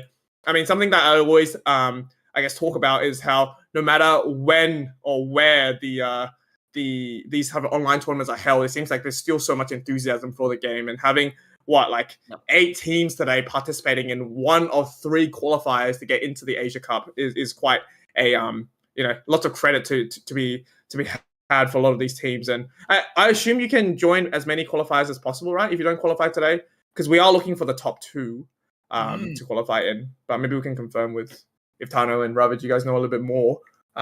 Like let's say Alpha Q, if they don't make it into the grand finals, can they join? Can they join next week as well, or? I'm pretty sure they should be able to, because Absolutely, obviously, if you're not in the top 2, you definitely have more chances to enter a tournament, right? Yeah, that's Okay. how we work. It's how we work the weeklies as well. Is if you the top 2 in the weeklies, that they had 4 weeklies, and then we went through to the monthly finals. The top 2 in the weeklies came through to the finals, but if you could join each weekly, so these teams will definitely be able to join each qualifier if they don't make it through. So you do have 3 opportunities to do so. We've got 3 qualifiers, and the top 2 teams will be going through to the main event chat. So it is amazing to see this amount of teams engaging with these tournaments. INGAGE, you see what I did there? With these tournaments, and just putting them on. It's honestly amazing. It makes me so happy to play and cast Pokemon Unite because of how fruitful the grassroots scene really is, mate. It is absolutely thriving for Pokemon Unite, and it makes me honestly so proud to be a part of it. It's really exciting tournament play, so it's just going to continue to grow as well, right? We've got LAIC happening next weekend, I believe, literally kicking off the season for UCS so early this year because they've got so many events, so it's literally just growing and growing and growing. It's awesome to be a part of it.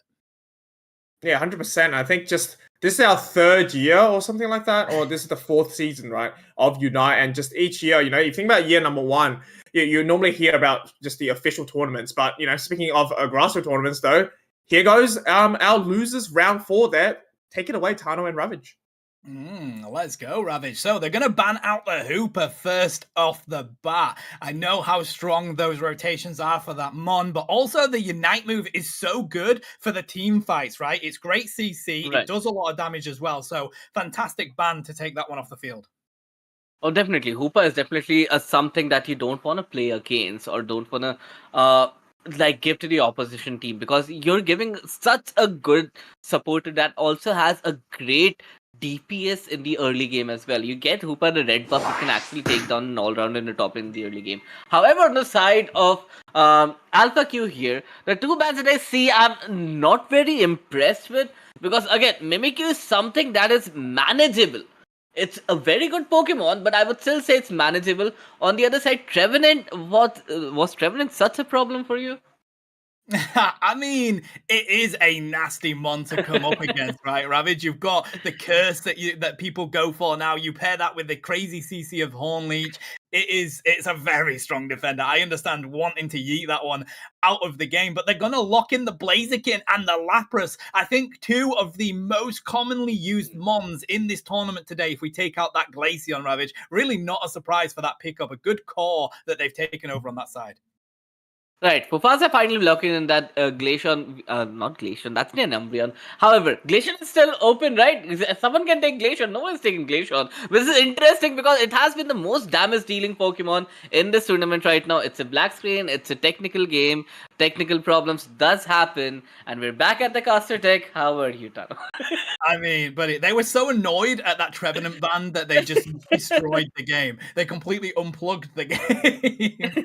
But no, I mean, that was beginning to be an interesting draft. We'll just see if we can bring that one back, chat. Just bear with us. Of course, technical issues are a part of life. They happen in nearly every tournament. I was finishing off my EU league the other day, and we ended up losing my internet midstream, and so that had to come back. And then at the same time, we ended up losing connection to Pokemon Unite altogether in the next set. So, you know, these things happen. We'll give you the action as soon as it comes on back, Ravage. But what an exciting tournament this has been already. We're about to go into the losers finals. These teams have been spending, I mean, we've been casting nearly 4 hours now or something ridiculous like that.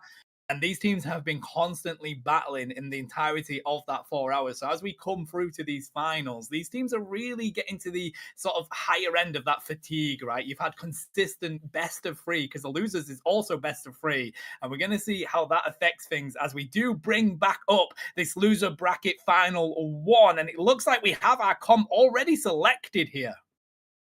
This is interesting to see Garchomp and Urshifu on the same team with the Glaceon. This is what you call a rip comp. You are just gonna go in with the DPS of Glaceon and Garchomp. You have Urshifu single strike to secure, and there's nothing who's gonna out secure you or out DPS you out on the Rayquaza pit. On the other side, if you look at a team on the side of Alpha Q here, it's a very bulky comp. You have Lapras that can frontline for you. You have Slowbro to shut down a Pokemon completely. Mostly it's gonna be the Garchomp on the Unite move. You have an Espeon to actually give a lot of crowd control. Blissey to keep you all healthy and all fine all the time, and Blaziken for the secure. So looking at these comps, if we go for the secure, there's no way anyone's gonna out DPS side on Angry Dogs. However, when it comes to team fights, the sustain is on the side of Alpha Q here.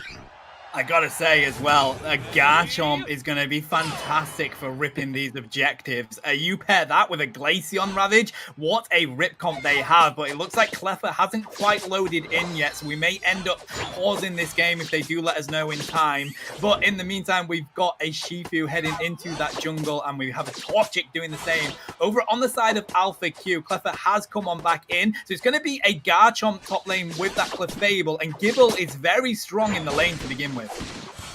Definitely, Gible is a great Pokemon. It's one of those all-rounders that actually don't need to get the stacks up to start dealing damage. It just deals damage once you get the 5 stacks of the basic up, and then you can just go crazy with it. It has a lot of DPS, in fact, enough DPS to actually cover up for the stacks. And that's what we're seeing. If you see a bulky Pokemon on top, just throw in a Gible, throw in a Garchomp. It's a tank shredder. It will start shredding. That it will. We have the Espeon evolved in the bottom lane. We don't have any evolutions up yet for the side of Angry Dogs. That's going to be difficult. We do see them heading on into the jungle, but they have got the Espeon there to ward them away. Top lane, we have the Shifu coming on in. Glaceon is finally up on that bottom lane, as I say. But here's the 850s, buddy. They do have that Whirlpool, but of course, Combustion was there. They dive on through. They pick up quite a bit of that XP, but Angry Dogs also managing to lock in their own experience as well. Gible is going to rotate to the mid just to try and grab some experience to get that Gabite online.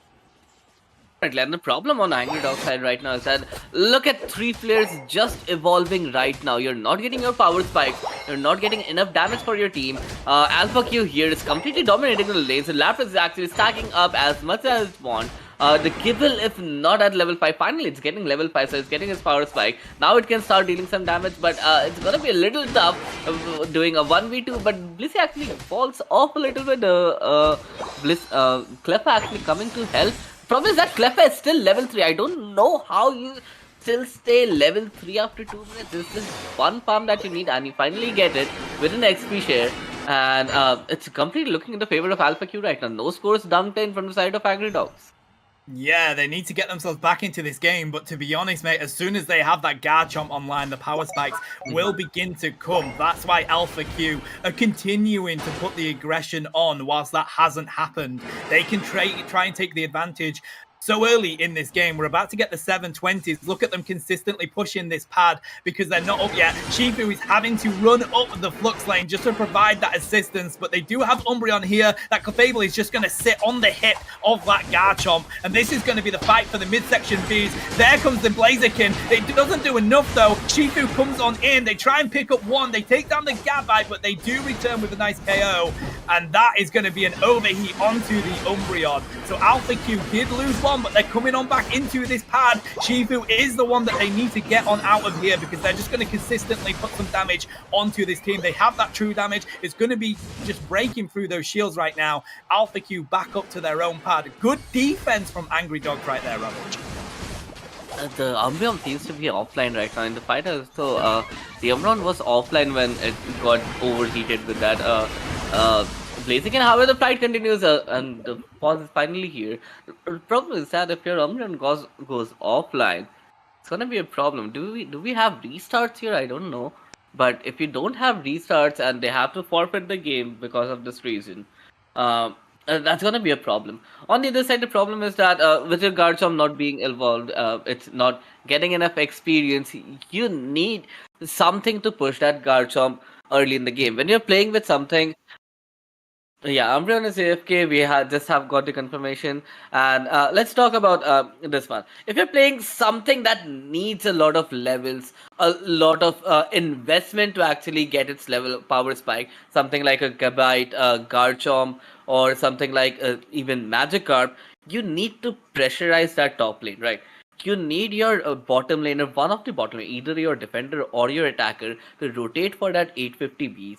Let it be a level 3 mon. Just a number advantage is enough, so you can actually push that tier, you can push that lane, you get that advantage in the lane, and you get the levels that you need. If you don't do that, something that is already weak in the early game will continue to stay being weak.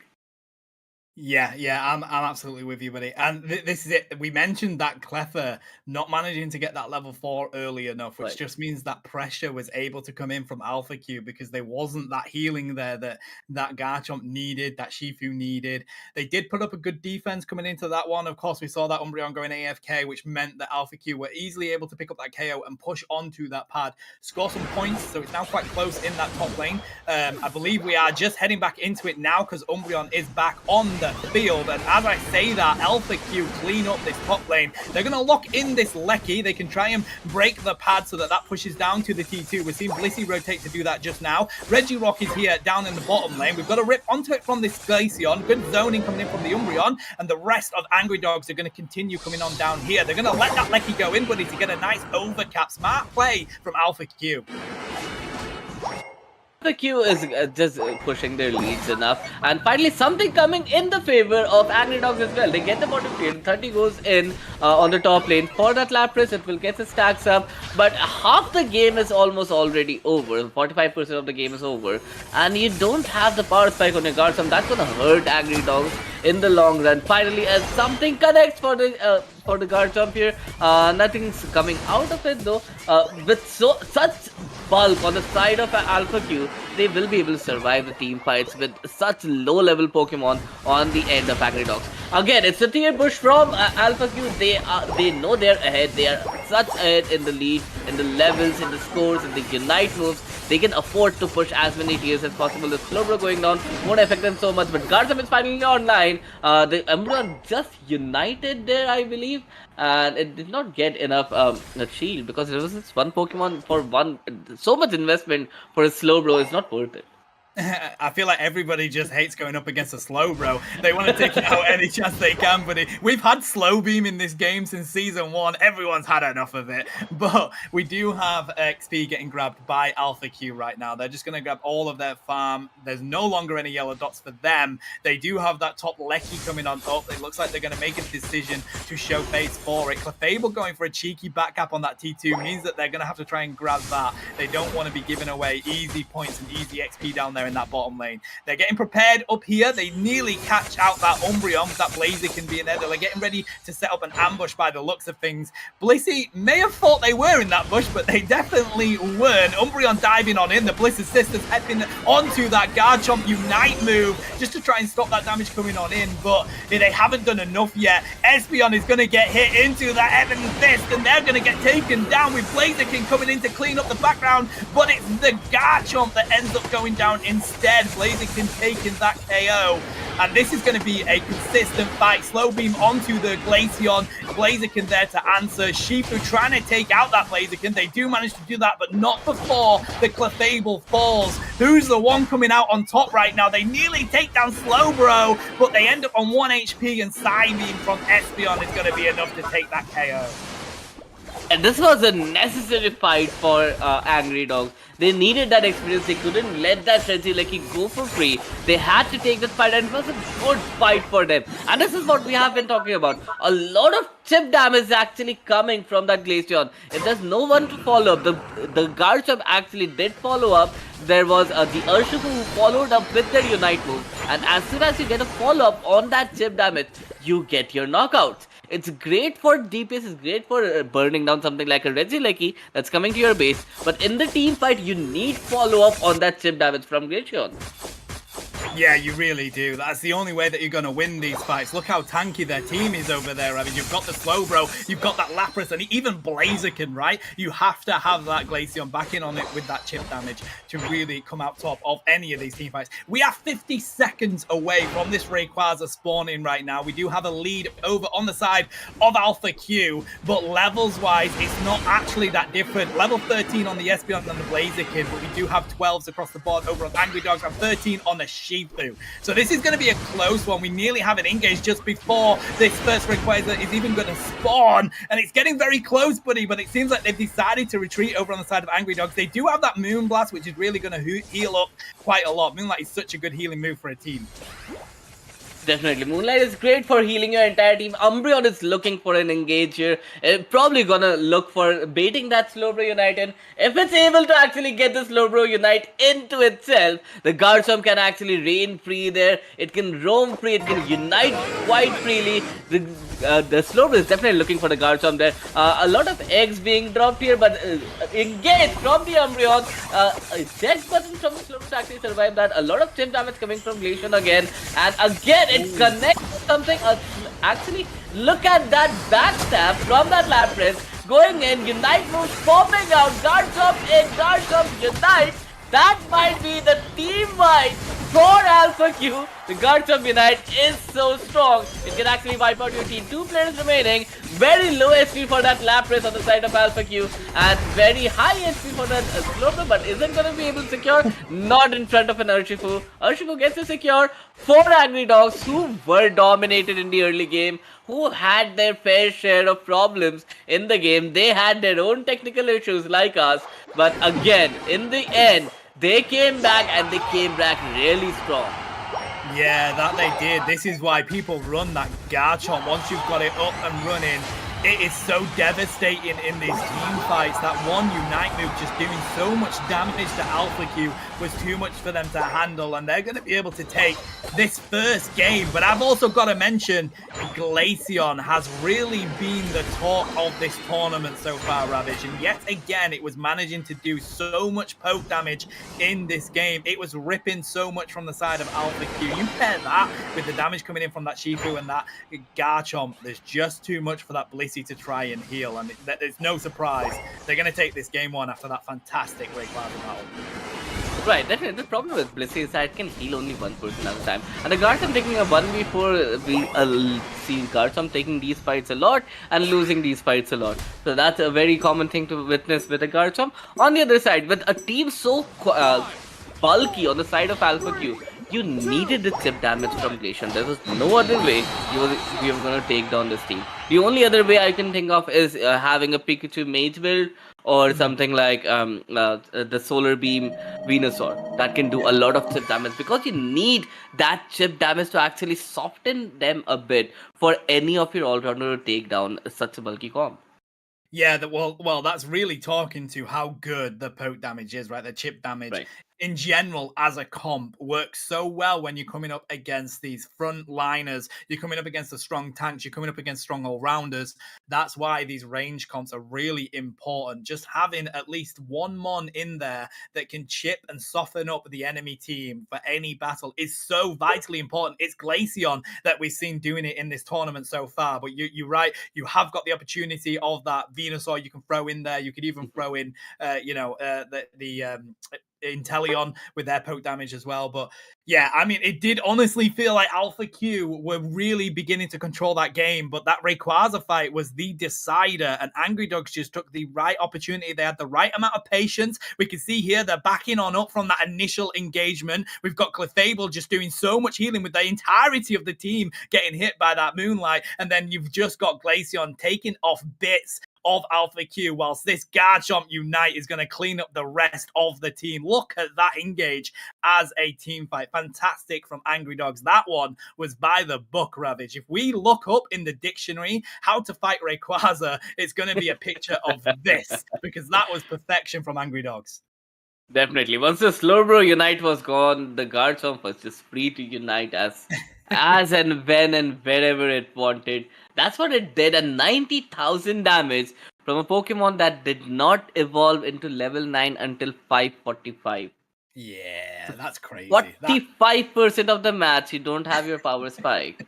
And once you get it, you end up dealing 90,000 damage. I don't know how that happens. However, on the side of Ayaka, 50,000 damage doesn't seem right. I think there's something wrong with the damage calculations here on Unite. We know a lot of bugs do happen. Blastoise not getting their HP up, Unstoppable's not working. But yeah, definitely there's something wrong, because Glacier is doing a lot of damage. If we see a Glaceon connecting on a Lapras, taking it down half the HP, and then you're telling me that Glacier only did 50,000 damage the entire game, where it's been online the entire game. I don't think the calculations are right. No, I completely understand where you're coming from there, buddy. But the thing is, though, people do often forget the amount of damage that a Gibble and Gabite can actually drop, right? You see it not being that big dragon just yet, so you're like, okay, it's not the Langshark yet, so it's not going to do that much damage. But you are completely incorrect if you take that opinion. Gibble is one of the strongest hitting laners in the game with just how much it can do early. Oh, definitely. I've been a Garchomp player all my life, and I know how much damage a Gibble can do. So, yeah, it's a tank shredder for a reason. It deals so much damage. It has so good attack speed that it's really hard to not get damage on your Garchomp. Even if you're getting like 50,000 and you're getting all that damage on a tank, you know you're shredding tanks down to its bare bones. On the other side, Mimikyu ban again from the side of Alpha Q and Trevenant. So they're definitely afraid of something coming from the side of Angry Dogs at Trevenant. They don't want to deal with the Trevenant. And we have seen that Trevenant from Fufasa, the double leech into Dragonite Beam. So definitely they don't want to deal with it. They're watching the matches as well. Good thing for you, Alpha Q.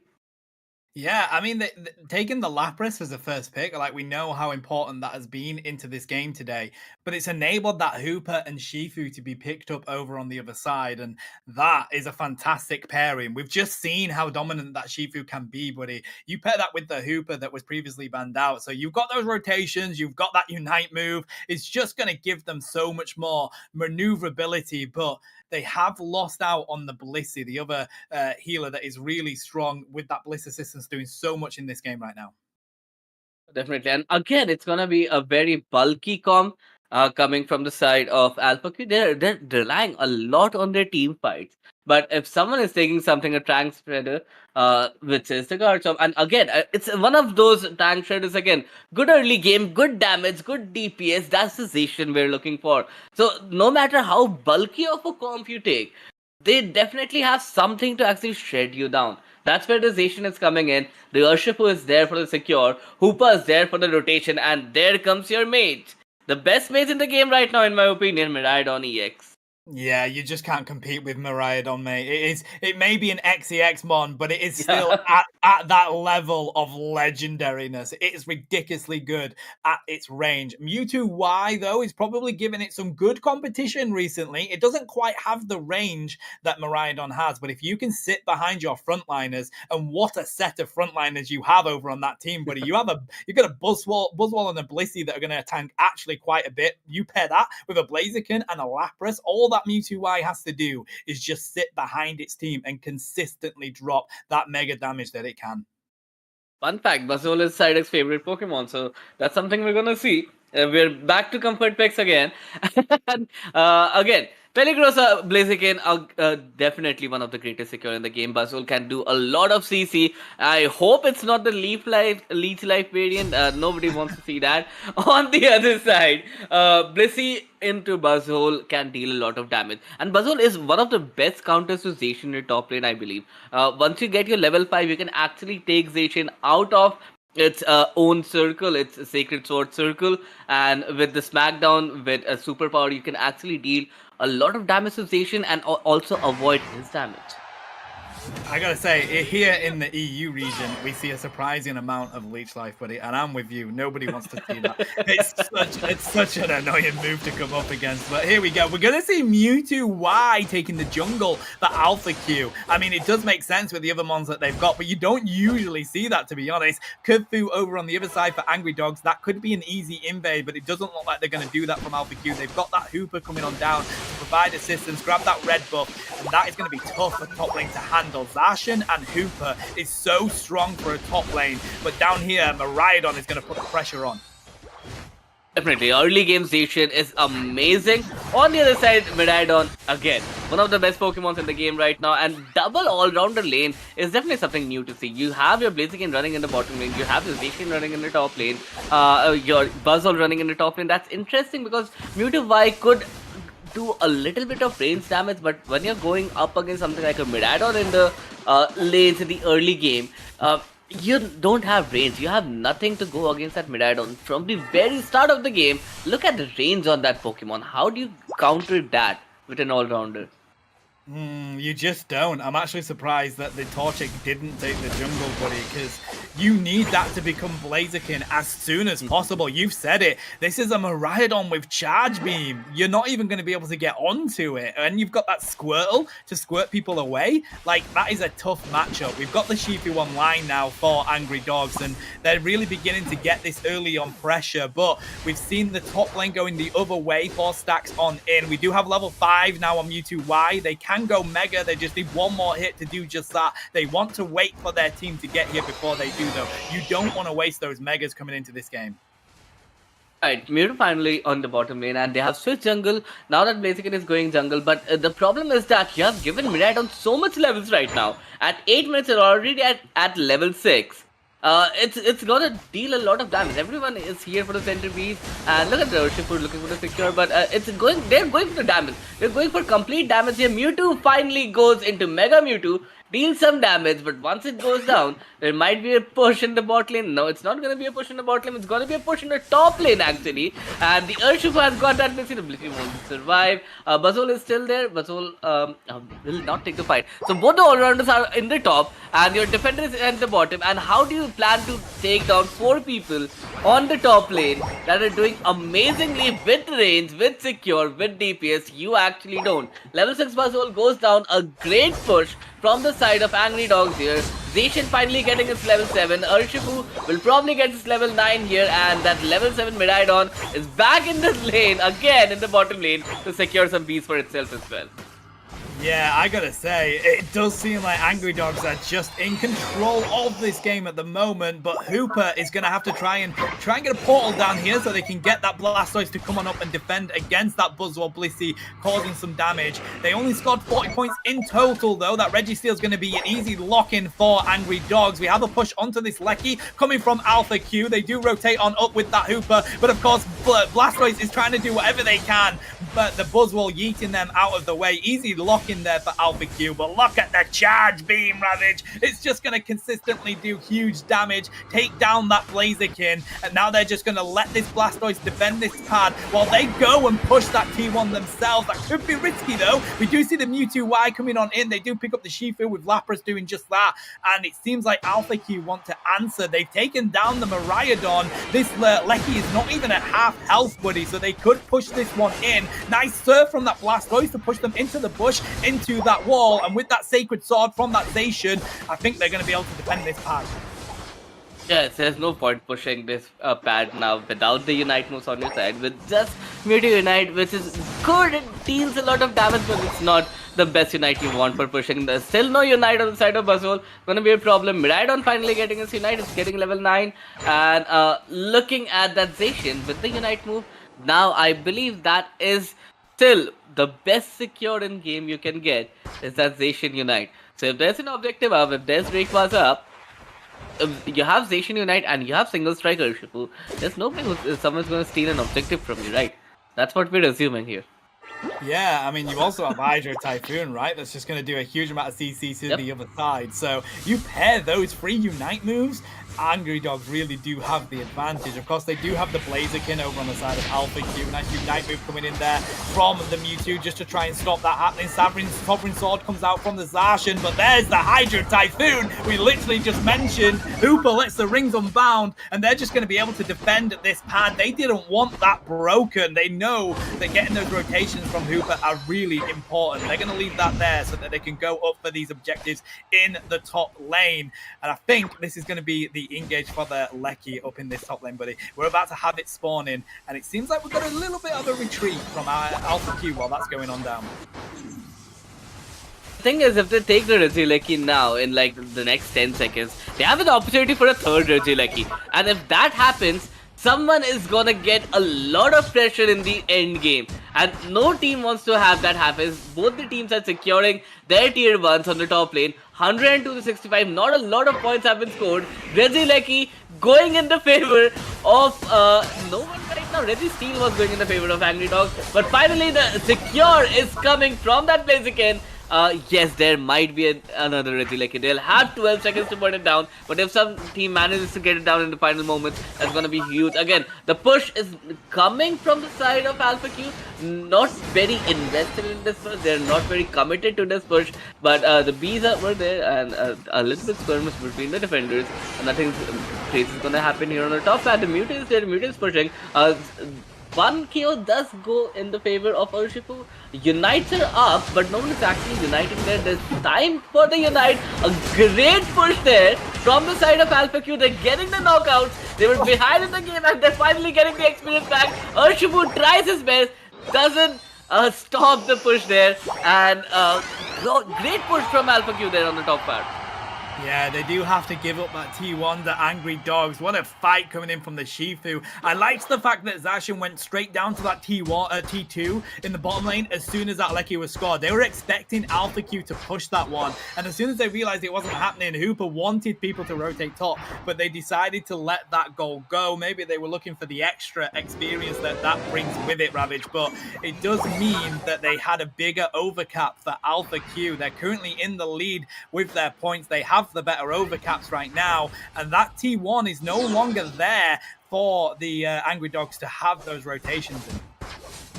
Right, and in the counter, Hoopa has actually taken their T1 as well. So 203 to 83 in the favor of Alpha Q right now. They're in the lead for scores. But again, as I say, always scores does not tell you the entire story. So you do see the bottom tier 1 still standing at 80 HP because you have Miraidon and you have Zacian, 2 of the EX Pokemon that cannot score. They need that score with them. And that's why Angry Dogs will always stay in behind for scores because you cannot score. And look at the damage coming in. Look at that range. How are you going to fight that range in the end game?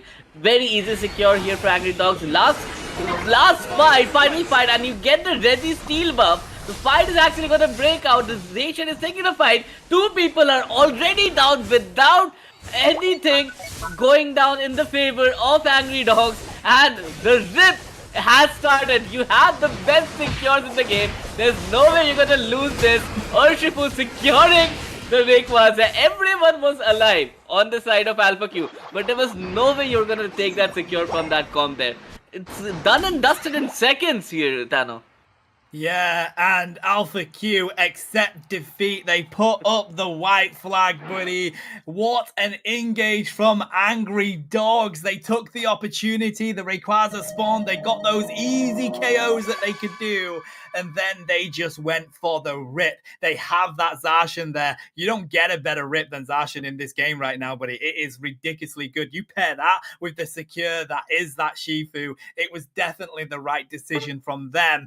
And it was a really good one. Charge Beam was so important in this game as well, Ravage. I don't think teams have an answer for the range that is Miraidon right now.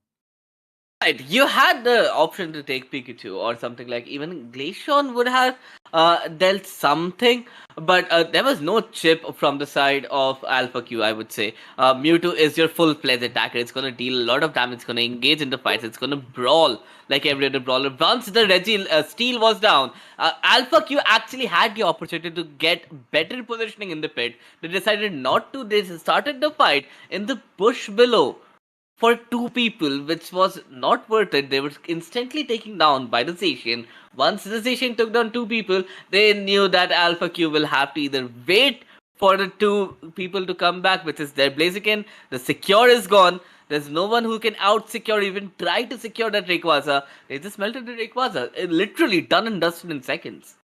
Yeah, it was fantastic play from Angry Dogs. They knew that they had that rip under their sleeve there, Ravage, and it was so easy for them to utilize that. So that means that Angry Dogs are going to be taking the route straight on up against Team Soul in the finals. S8UL went up against them in the semifinals.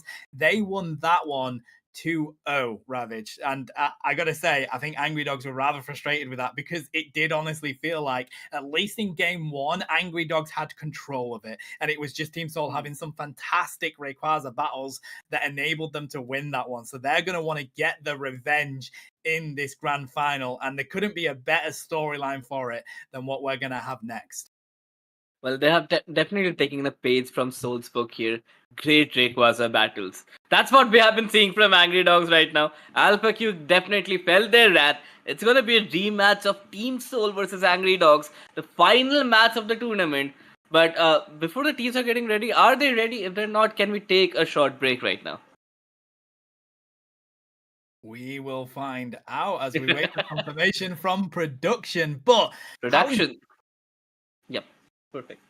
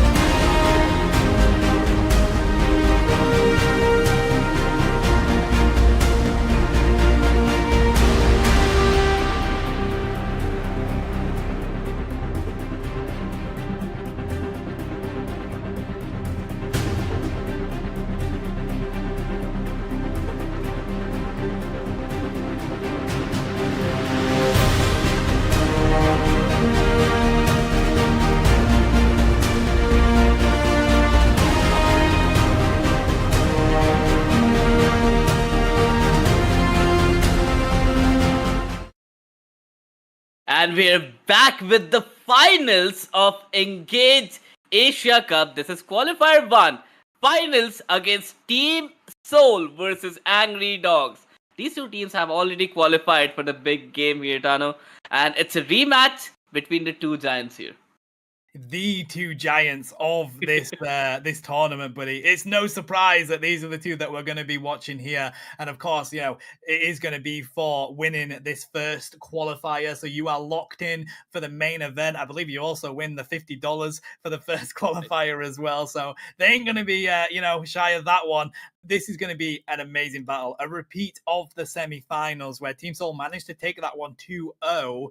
I think Angry Dogs are going to be prepared for what Team Seoul are going to bring them. We've known that Glaceon has been utilized so much. The poke damage has been coming on in from Angry Dogs, from learning from Team Seoul. So let's see how this game 1 works out. Definitely, at this point, Angry Dogs does know that the Rayquaza game is so strong with Team Soul. Like, if it's gonna be a team fight at the 2 minutes mark, Soul is gonna come on top. So there's something they're gonna do about that. Will does not need to run away with every game at the Rayquaza fight. There needs to be someone who shut them down finally, because I don't believe Will has dropped a single game in this entire tournament. No, they're undefeated. Not a single match. So, will they be able to do that in the grand final, buddy? They want to take it at 2-0, but they're coming up against Angry Dogs, who already have the preparation. They've gone up against them. They're going to ban that Umbreon. We're also going to see that Leafeon Mimikyu coming on out from Seoul. They really do not enjoy going up against those two mons. Nobody enjoys going against a player from Mimikyu because there's nothing you can do. There's nothing you can do that Mimikyu. It's a menace. And it's annoying if you're playing against it. On the other side, Lapras getting banned is interesting because I completely thought that Lapras was gonna get picked by All Might. He loves that Pokemon. He has played that a lot. Rex just baiting the Kha'Zix thing. He's gonna take that Delphox. He's definitely not gonna take the Delphox. Yeah, Trevenant is a good pick. Love that Pokemon, but it's not Trevenant either. It's gonna be the Ho. I'm so surprised at the Lapras ban. We're finally witnessing teams feel like it's too much of a threat and take it out of the game. It means that we're probably not too far from that Glaceon getting banned as well, as we've already mentioned, Ravage. But a good lock-in for the Shifu and the Hooper over there. That's a good set of Commons to go for. Are we going to see Delphox? We haven't seen it yet. No, they're going to rotate onto another defender, hopping for that Snorlax that has already done quite a bit for Seoul Esports previously, taking that heavy slam yawn build, just doing a lot of CC. It works quite well for that team. Keep a mental note for all the future games. If you see Rex going for the draft, he's always gonna bait with that Delphox. Anyways, All Might is actually playing all-rounder Ho on the top, which is interesting with the Curse Bangle, because I don't see anything for which you'll probably need a Curse Bangle on the opposite side. He'll probably change that in the later games. Miraidon coming in the favor of Angry Dogs, that's gonna be big. That's gonna deal a lot of damage, and Crustle, very mobile, very early game spike. With the great secure of Urshifu, it's gonna be a tough team to break here for Seoul. Yeah, I mean, at least Seoul have picked up some of their own poke. It is a Mew, and it can do a lot with those beams in the later game. In the early game, of course, you have that Electro Ball, really good pressure that can provide. It doesn't quite have the range that Miraidon does, because nothing does, but it does at least mean that they can respond with their own poke. We see that Garchomp getting picked up by Angry Dogs as well, Ravage. They have seen the damage that Mon can do, especially in the late game. It's pretty much the same comp they went up against Alpha Q, right? It's just a defender that's changed. It's mostly the same one. It's Garchomp, Miraidon, Urshifu core. DPS, secure range. You have everything in this comp. With Hoopa for the rotation, with Hoopa for frontline as well in its Unite form. Unbound Hoopa is so tanky. It does a lot of CC. It does a lot of damage. It's a great Pokemon to have in your team. It's like a 6th Pokemon that you're carrying all time. Yeah, 100%. Like, I think it's a great decision. Like, it's so difficult to handle the Hooper. The thing is, what people forget is, like, the amount of CC that an unbound Hooper can drop as well is so important. You pair that with the moves like Miraidon's Charge Beam or Garchomp's Unite move, it's going to be really strong synergy for that team. So they've definitely gone with a comp that they feel the most confident with. They've utilized it before. They've won with it before. So they need to try and take a game away from Seoul Esports, who have yet to drop one in this tournament. It's the undefeated Soul versus the really angry dogs right now, because they didn't want to go to the lower bracket. They did go there for a single match, and they're back in the finals here. Look at that Miraidon. It's just looking majestic in the bottom lane there. But if there's any Pokemon who could have matched the early spike of Miraidon with the range, it's probably Mew, right? Because it has the utilities to go up against any move that you want at any point of time. That's the best part about Mew. It's the only thing that you could have done to counter a Miraidon. Yeah, it's definitely underrated, right? It's a great mon. It's got good lock-in with the Electro Ball early. Coaching provides really good support to your team. And you also have the capability of that beam just adding to the poke and adding to the range that is Miraidon. You pair that with people that can utilize its boosted to lock that in, just like we've just seen there, buddy. You get that boosted with that Electro Ball. They can secure so many mons doing just that. And we're going to see Mew rotate up to provide assistance in the top lane. Seoul Esports going for that Cabbage-chan rotation, and they have managed to capitalize on it. Angry Dogs have taken the fall on 1 KO there. Right, you see a Garchomp on the top. You do not want to get him levels. You make the rotation to the top. You leave your defender in the bottom, which Angry Dogs should have done a long time ago. If you want that Garchomp to pop in the game, to actually snowball the game, you want to get him levels. Now that the Miraidon is going, the fight is already over. Your Garchomp is already back at the Pokemon Center. There's no point rotating now. They're not even pushing. They got their work done. Yeah, job well done by Seoul Esports. Definitely too late on that rotation for Miraidon. The only way that they can really combat that is try and put their own pressure in the bottom lane. But they weren't able to capitalize on that either, Ravage. Mew was back down there. They didn't get any scores in. Did Angry Dogs. We've got these mid-bird spawning. Gabite is ready to hop on in there with the rush. Try and take them out of the way of that beam. They did manage to take a few, but look at the damage coming in from Seoul Esports. Goodbye, Crustle. Goodbye, a double KO for Cerulege. This is an easy cleanup for Seoul Esports at that midsection. They're going to go score those easy points in the bottom goal. And Shifu does have a dream, but it ain't going to come true up here right now. And top lane Ho is actually looking good with the flames, so it does a decent amount of damage. It's not going to scale as much, but early game it's going to do a lot of damage. You'll get your stacks up eventually. You have the potential to bring back your entire team. It's a great off-lane Pokemon if you think about it.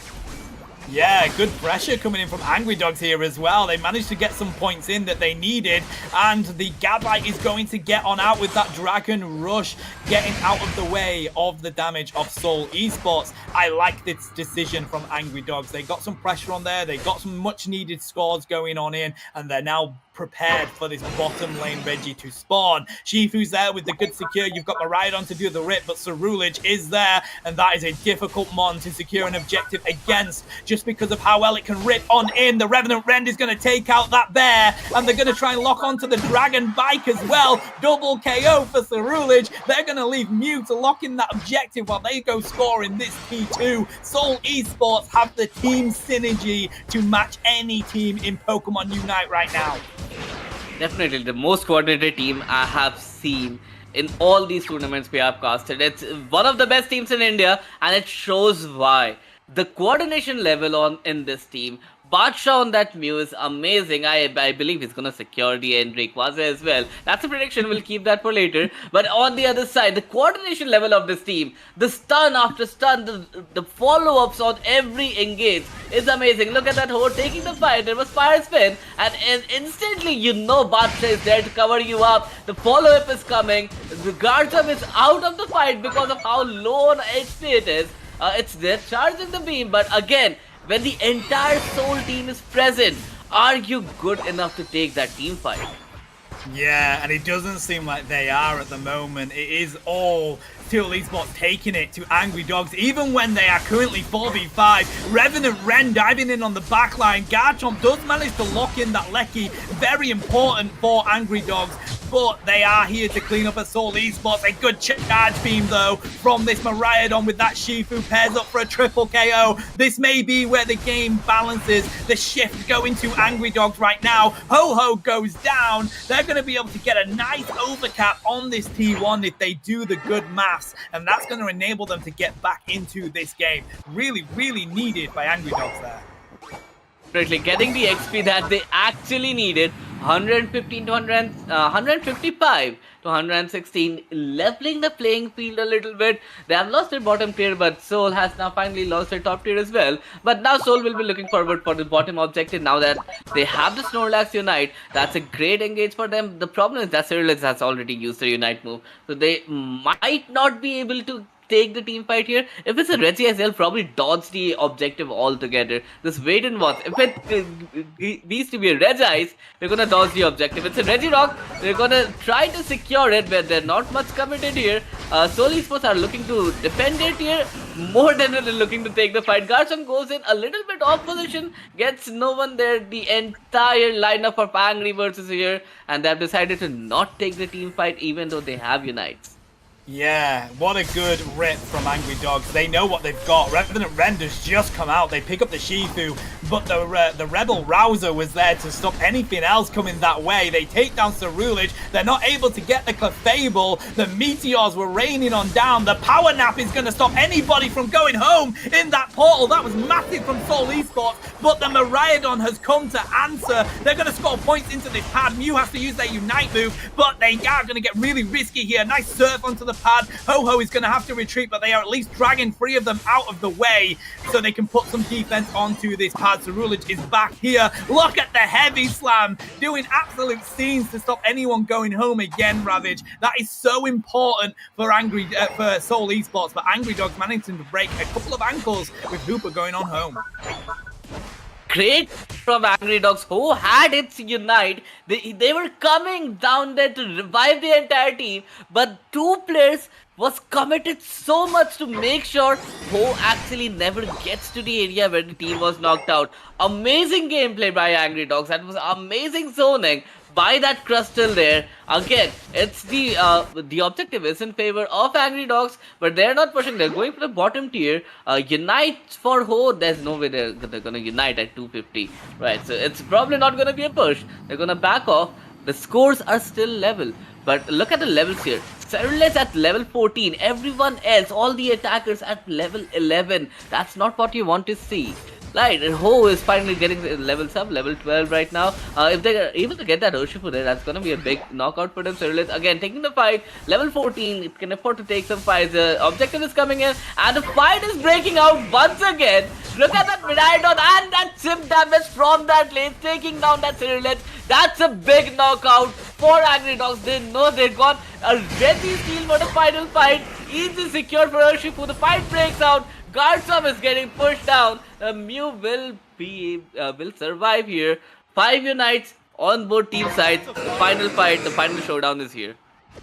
Yeah, that was some impressive battling coming out of both teams. Angry Dogs coming on top. We have level 14 on the Garchomp as well. So level-wise, it is edged slightly to the side of Angry Dogs, but the points are on for Seoul Esports. We see Ceruledge looking like they want to go for a back cap. Garchomp was prepared for it, though. Of course, they do have that Hooper that can bring anybody straight back into this fight. There's the engage from Ho-Ho. They've got the flamethrower, but it seems like Angry Dogs are just wanting their team to prepare for a huge team fight that's going to be breaking out. There's the poke from the Mew. They don't have anything in return just yet over on the side of Angry Dogs, except there we go. We've got the charge beam from the Miraidon. They pop that onto the block Snorlax. It doesn't do enough, though, because of the shield. But look at the Garchomp. They're getting prepared for a back cap. Ceruledge is there ready for it, though. And they may have to use the Hooper portal here to bring them back if they're going to lose that battle. It's going to be a close one, buddy. They've dropped the portal. There's the rings unbound. Garchomp comes on through, leaves Ceruledge Switch up in that top lane. They're going to be able to get a back cap. They need to win this team fight now to Angry Dogs. It is continuously going on. It seems like everyone is rotating around that Ho-Ho and Snorlax, and it just means this fight is consistently battling them out. The Rebel Rouser has been let loose. The block to push anybody out of the Rayquaza pit. The battle's going on loose. The Meteors have come down. It's Miraidon that takes the Green Dragon, and it seems like Angry Dogs could score these Hundo Burgers to win, but they've only got 30 seconds to do it, Ravage. It's going to be a close one, buddy. They're going to get that 46 in there. That's going to be a double to 92 points. They are so close in this game with these Hundo Burgers going into the T2. It looks like Angry Dogs are going to take game one.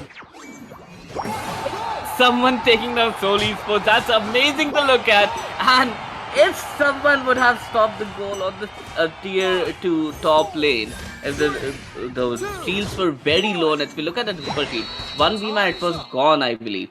Though everyone was so low on that shield, but anyways, you need to see one game going down in the favor of Angry Dogs. They needed that revenge. The revenge is there. Soul Esports finally losing one game in this tournament, and that makes sure that even if they lose the entire set, it's gonna be a bracket reset. So it's never gonna be all over for Soul Esports. They haven't lost a game. They're allowed to drop one game here, and that will be a bracket reset.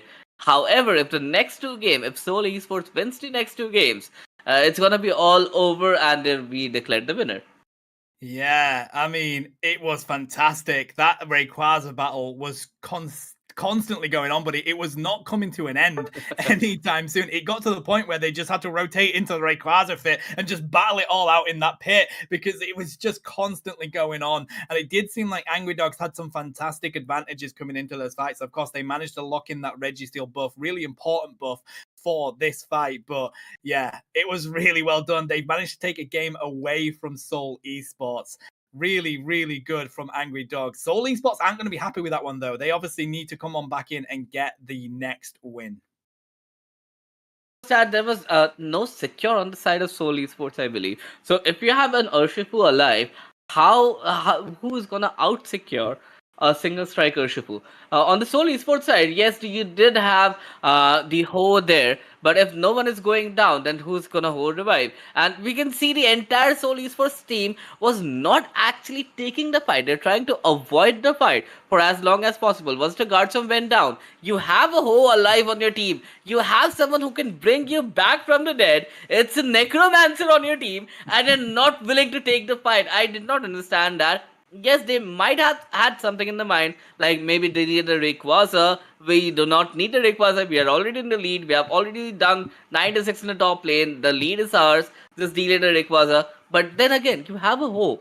Just play on the Ho Unite. Just take the fight. There's someone who's ready to revive you back again in the fight.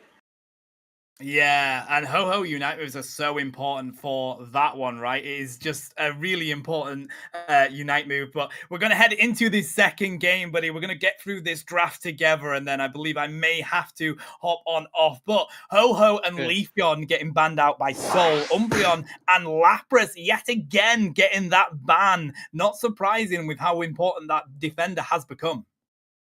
Oh, definitely. Lapras has been causing a lot of trouble this entire tournament, and no one wants to see it again. Ho now being banned from the side of Soul Esports, so they're not playing Ho, but they don't want Angry Dogs to play Ho as well. Mimikyu, the first pick from Soy Snow, has been loving this Pokemon lately. We see him play Mimikyu in almost all the tournaments that they take part in. Urshifu, the priority pick from the side of Angry Dogs. Hoopa, again, one of the most broken supporters in the game right now. You have rotation, you have DPS, you have heals, everything you want Hoopa can provide. On the other side, Rex with his favorite Pokemon, on that Snorlax, Kyurem, on that Clefable.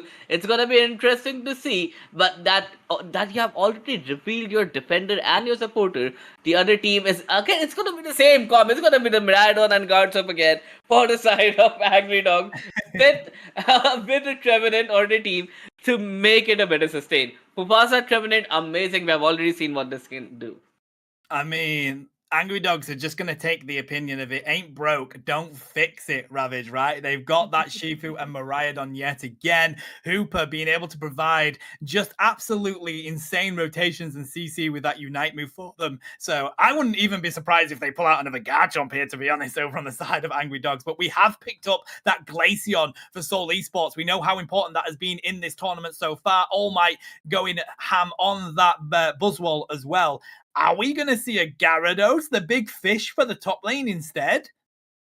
It doesn't make a difference, right? Gyarados is also a DPS-based Pokemon. If you take Gyarados, if you take Garchomp, if you take Zacian, you're basically taking the same comp with different Pokemon. You have your DPS, you have your range, you have your secure. Everything is covered. That's their core. That's what they're playing around. Yeah, no, 100%.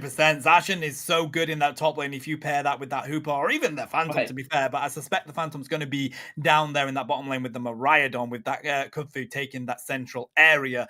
So this is going to be a battle of, can All Might get level 5 first, or does that Zacian get level 5 first, right? Whoever gets 5 first in that top lane is really going to be the one that starts to win it, buddy. But I believe this is going to be it for me today, because I need to get off and do a lot of important errands. But it's been a joy to cast alongside you, buddy. Enjoy this grand final. This is going to be a one to keep a close eye on. This is going to be really, really good. Oh, definitely. I'll see you again, Thanos. Thank you so much for joining. It was a pleasure sharing the desk with you.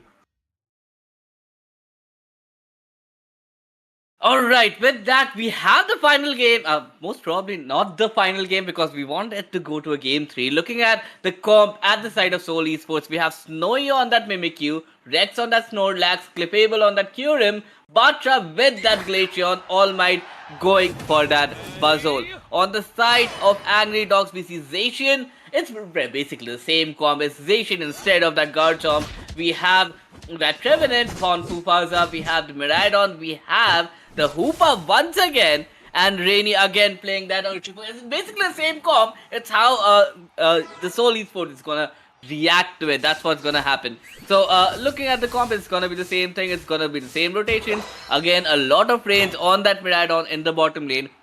We don't know how they're gonna pan with this, because Miraidon can deal a lot of damage. If you want your Buzzwole to actually get level 5, as Tana was pointing out, that if you need that Buzzwole to get to level 5 early, you want to win the lane against that Zacian, and that's not it. You want that Glaceon who's already level 4. You can make it rotate to the top lane, get the levels on that Buzzwole, get to the top lane, apply some pressure, make sure that the Zacian does not get level 5 before your Buzzwole. Once Buzzwole gets level 5, it can easily take down a Zacian. That's not going to be a problem for him.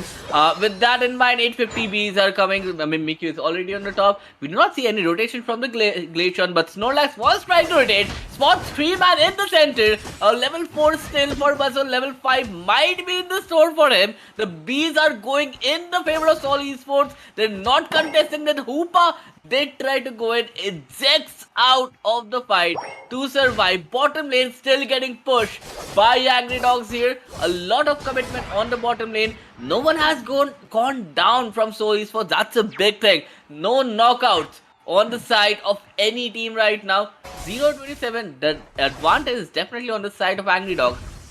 The problem is that if Seoul Esports recognizes there are 2 EX-Mon who actually uses scores to deal a lot of damage. So there's not a lot of scores that they can score in the early game or even in the late game before the Rayquaza pit. After Rayquaza is taken, definitely they can score as many points as they want. On the other side, if you're looking at this game right now, Glaceon looking good at level 6 is taking a fight with never works out. It's a Pokemon that refuses to die. Level 5 on the side of Hoopa and Trevenant. So both the defenders of Put are doing really good right here. And Fu, thank you so much for joining in again, because I'm running out of sprint right now. Yo, what's going on, Ravage? Welcome.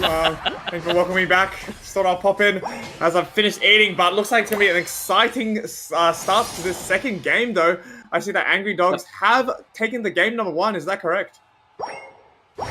Dog has finally defeated Seoul, and it's the first defeat in the entire tournament. They were going a defeatless, a perfect run for Seoul Esports have been broken by Angry Dogs.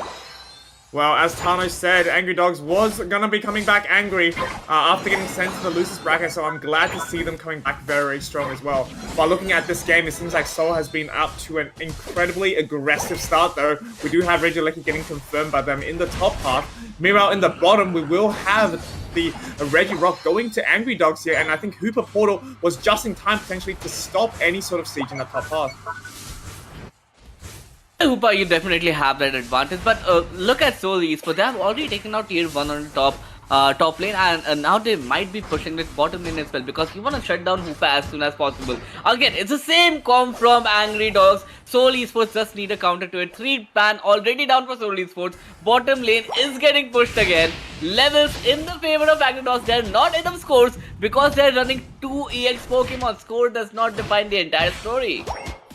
No, it doesn't indeed. And look at this huge isolation coming out from the Snorlax. Must mean that the defender will be able to get out of the way with its Horn Leech. The Hooper goes unbound to get people in the top half there. Maybe sees an opportunity to get some dunks. The Shadow Snake is going to be true onto the Urshifu. No chance for that bear. Gets knocked out back in the Pokemon Center, and Disaster Unite will be able to be blocked by the huge block of Snorlax, though not able to cancel that return. However, yet again, right, a lot of scramble coming in from both of these teams as they try to vie for any sort of farm, any sort of good pick there. And I think Mimikyu is a great way to shut something like an Urshifu down if it can get its Unite in early. Oh, definitely. Urshifu Unite is definitely going to be a major part of the fight. Mirados still has its Unite, so if there's any push in the top lane, any cheeky plays from anyone from Seoul Esports, he can definitely take them down pretty easily. Level 10 already for Miradon, which is very good to see. Halfway mark is already there, and the levels are not looking very good on the side of Seoul Esports. You need that level on that Buzzhole if you want to get down with the Zacian. You need that Zacian to go down. Fine, it's 2 levels ahead on the top lane. Mimikyu fight taking down that Urshifu. Mimikyu is doing a great job here. Snowy on that Mimikyu is amazing. He spots another one, does not go for it. The objective, the prime focus of Seoul Esports seems to be the top lane. They want that center pad to be open, and that might be a third. This is a third Regieleki game. Yeah. Because from the Seoul Esports game we watched prior, they were all prioritizing that bottom path, but this game is completely flipped, right? They all want to be able to push that Regieleki in. We have 5-man forces of Seoul Esports looking to make that happen, where the glacial stage has been set. I don't know whether it's going to be enough, though, as the Hooper brings everyone in yet again with the Unbound, just to stop any onslaught there. And that Meteor Storm is going to be good enough to take out that Glaceon. And Angry Dog's very angry at the moment, but doing so well instead of stopping anybody from coming through. I mean, Glaceon pick is always nice, but they might go for more, as the Snorlax thinks the heavy slam to get out of there. Might not be able to get out of that Miraidon as expected. And it's going to be a 3v1 scenario up in the top half. Clefable doing as good as it can, just using the Moonlight to keep sustained there. Zacian finally getting out of the way, but, you know, looking at the scores, it's still on the side of Seoul Esports, but I do have to say, though, a lot of aggression coming through from Angry Dogs. And Angry Dogs have finally understood that the best defense is sometimes a good offense. That's what they're doing. Buzzle finally getting some stacks in his favor once he Regieleki touched that lane. Clefable, I have no clue what's doing there. It's a suicide mission, and he's gonna dunk too and probably never come back from there. Anyways, looking at the Mimikyu here, he has put 50 in his pocket. There's not gonna be any overcap or backcap there. 1 minute still for Rayquaza to ascend. And looking at the levels, it's so even out across the board for Angry Dogs. It's insane. On the other side, level 13 on that Mimikyu, it's gonna cause a lot of problems for Angry Dogs. Yeah, 100%. And the Glacial Sage going once again. That's a very late Glaceon Unite indeed. They need to get a pick to actually get some value out of that, though. Massive Heavy Slam to stop the Traveler from going back. Clefable also using its Wonder Wish to get that block. But that's 2 Unites that have done very, very late on the side of Seoul Esports. And that might bite them at the back when it comes to that Rayquaza fight. Rainy D just managed to get out there with that Wicker Blow set just to dash out to make sure that they don't fall down, because we know how important this Rayquaza fight is. If Angry Dogs want to send it to a reset for this grand final, they need to be able to clutch up in the next few seconds here. We have Registeel going on the side of Seoul Esports. Oh, sorry, Angry Dogs, right? So they will have the buff here for this Rayquaza fight. I'm pretty sure Mimikyu secured the Registeel. Oh, it was Mimikyu? Okay, well, Seoul Esports getting that advantage then, indeed. Yeah, interestingly, Reggie Lecky has been up for the past 40 seconds and no one has paid any attention to it. While the entire game, this was all about the top lane objective, now the fight is breaking up. Great engage from Snorlax. Mimikyu taking down that Urshifu so early. No secure on the side of Angry Birds. Hoopa Unbound is dealing a lot of stun and a lot of damage. Mimikyu make that 2 hits going insane. Miradon is also down. The Trevenant is down with that Glaceon. 3 people down on the side of Angry Dogs.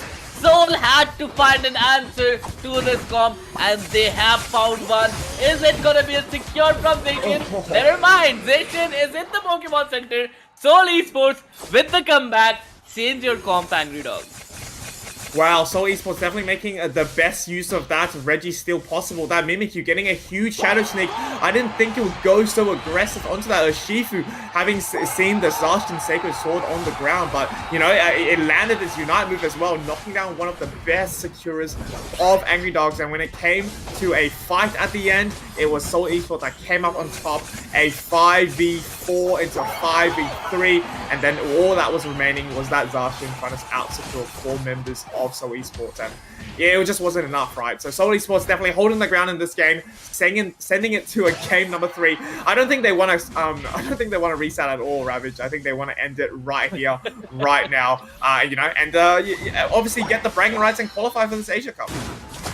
Well, they have already, the top 2 teams have already qualified for the Asia Cup, so that includes Angry Dogs and Soul Esports. They're already in. Now they're just farming their damage out here. They want their damage to look good. They're on stream. A lot of people are watching them. I understand. You want that damage. That's why no one is surrendering and everyone wants some damage to go on. Glacian getting a lot of damage. Buzzle getting a lot of damage. Gonna happen. Station might get a few kills in between. So yeah, everyone looks good in the end. On the other side, Soul Esports have been the best endgame team fight team in this entire tournament, and they have just showed why. In the previous game, they lost the team fight, they understood the comp, and they just walked through with the team fight here. There was no chance for Angry Dogs to actually secure the Rayquaza once the Urshifu was down. Once the Zacian comes in, the entire damage shifted from Rayquaza to Zacian. It was down in like seconds. The game in done with us, it's 1-1. And we're going to the 3rd game. Finally, it's for the finals. Go big or go home, Angry Dogs.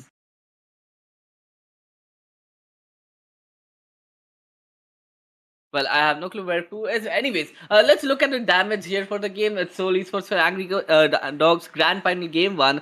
If you can look at the damage, I can tell you how much damage Glacian has done, which has done a lot of chip damage in the entire game. It was running around a lot. It was dealing a lot of chip damage. A lot of them actually going to that Urshifu, and we can see that Urshifu has actually taken more damage than the Trevenant here. 76,000 here for Batsa, 86,000 for Snowy. That's a lot of damage. All Might just falling a little bit short, 86,000, but he did his job. Scored a lot of goals, held his lane, did not die for that matter. And where it mattered, the end fight, he was there dealing a lot of damage to everyone on the opposite side. On the other side, if we see Ayaka has done 72,000 damage, 52,000 on that Urshifu as well, 52,000 for that Zacian. So everyone has done some damage here. Nothing crazy apart from that Snowy on 86,000, which accounts for almost 40% of the damage for Soul Esports. You know how good Snowy is when you look at these numbers. Batra again, 35% of the team's damage. So between Batra and Snowy, they have actually done 75% damage to the entire team. So yeah, fun facts for you. Going into the 3rd game, Angry Dogs definitely need to change something because Soul Esports have finally broken through their comp. They have got through the core of DPS, Secure, and Mage that they were going into. And now that it's the final game time, they shouldn't actually run the same comp again. If we talk about Angry Dogs, they're doing everything right. It's just the end team fight that they're not able to take home, right? The problem is that if you give a chance for something like Snowy, someone like All Might to actually dive into your team, they will dive into your team. No matter who it is, they will take down. They know their targets, they know how to take it down, and you cannot give them that opening to go into the back lane of your team.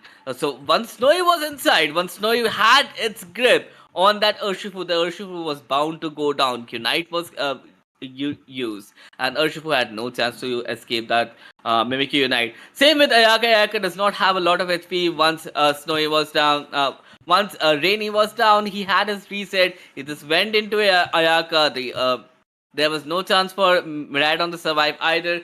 Getting into game 3, the final game. This might be the final game if Seoul Esports win here. Looking at the bans, it's Mimikyu and Lapras against Umbreon and Leafeon. So Evolutions are not having a good day here.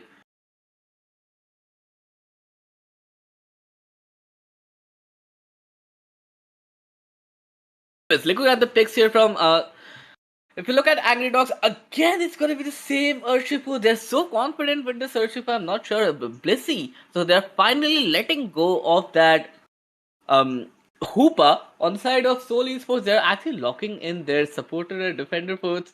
It's the defender going in, and Trevenant and Kyurem going with the Clefable, which is interesting. All Might again, if he goes with the Greedent, it's gonna be interesting to see. And look at that Blastoise. Blastoise is a good pick in the top lane. It's very bulky. It's very good. It can actually sustain a lot of damage. A good frontliner for your team. On the other side, if you look at it, Espeon is a great backlane damage. Good secure, but it's not gonna outrange a lot of Pokemon. But looking at the team here on the side of Angry Dogs, they were actually looking at the Garchomp. They might not pick the Garchomp. Mewtwo is gonna have a lot of troubles against Mewtwo if we're talking about Batsha there. But again, you have a good security team. Why would you care? Evolution, early level spike is gonna be good for your team. Snowy's last pick is probably gonna be something that can dive on the opponent here, because if you wanna take down that Urshifu, you wanna take down that secure equation. And yeah, he's going for another secure. That's interesting. Yeah, what an interesting draft here, Ravage.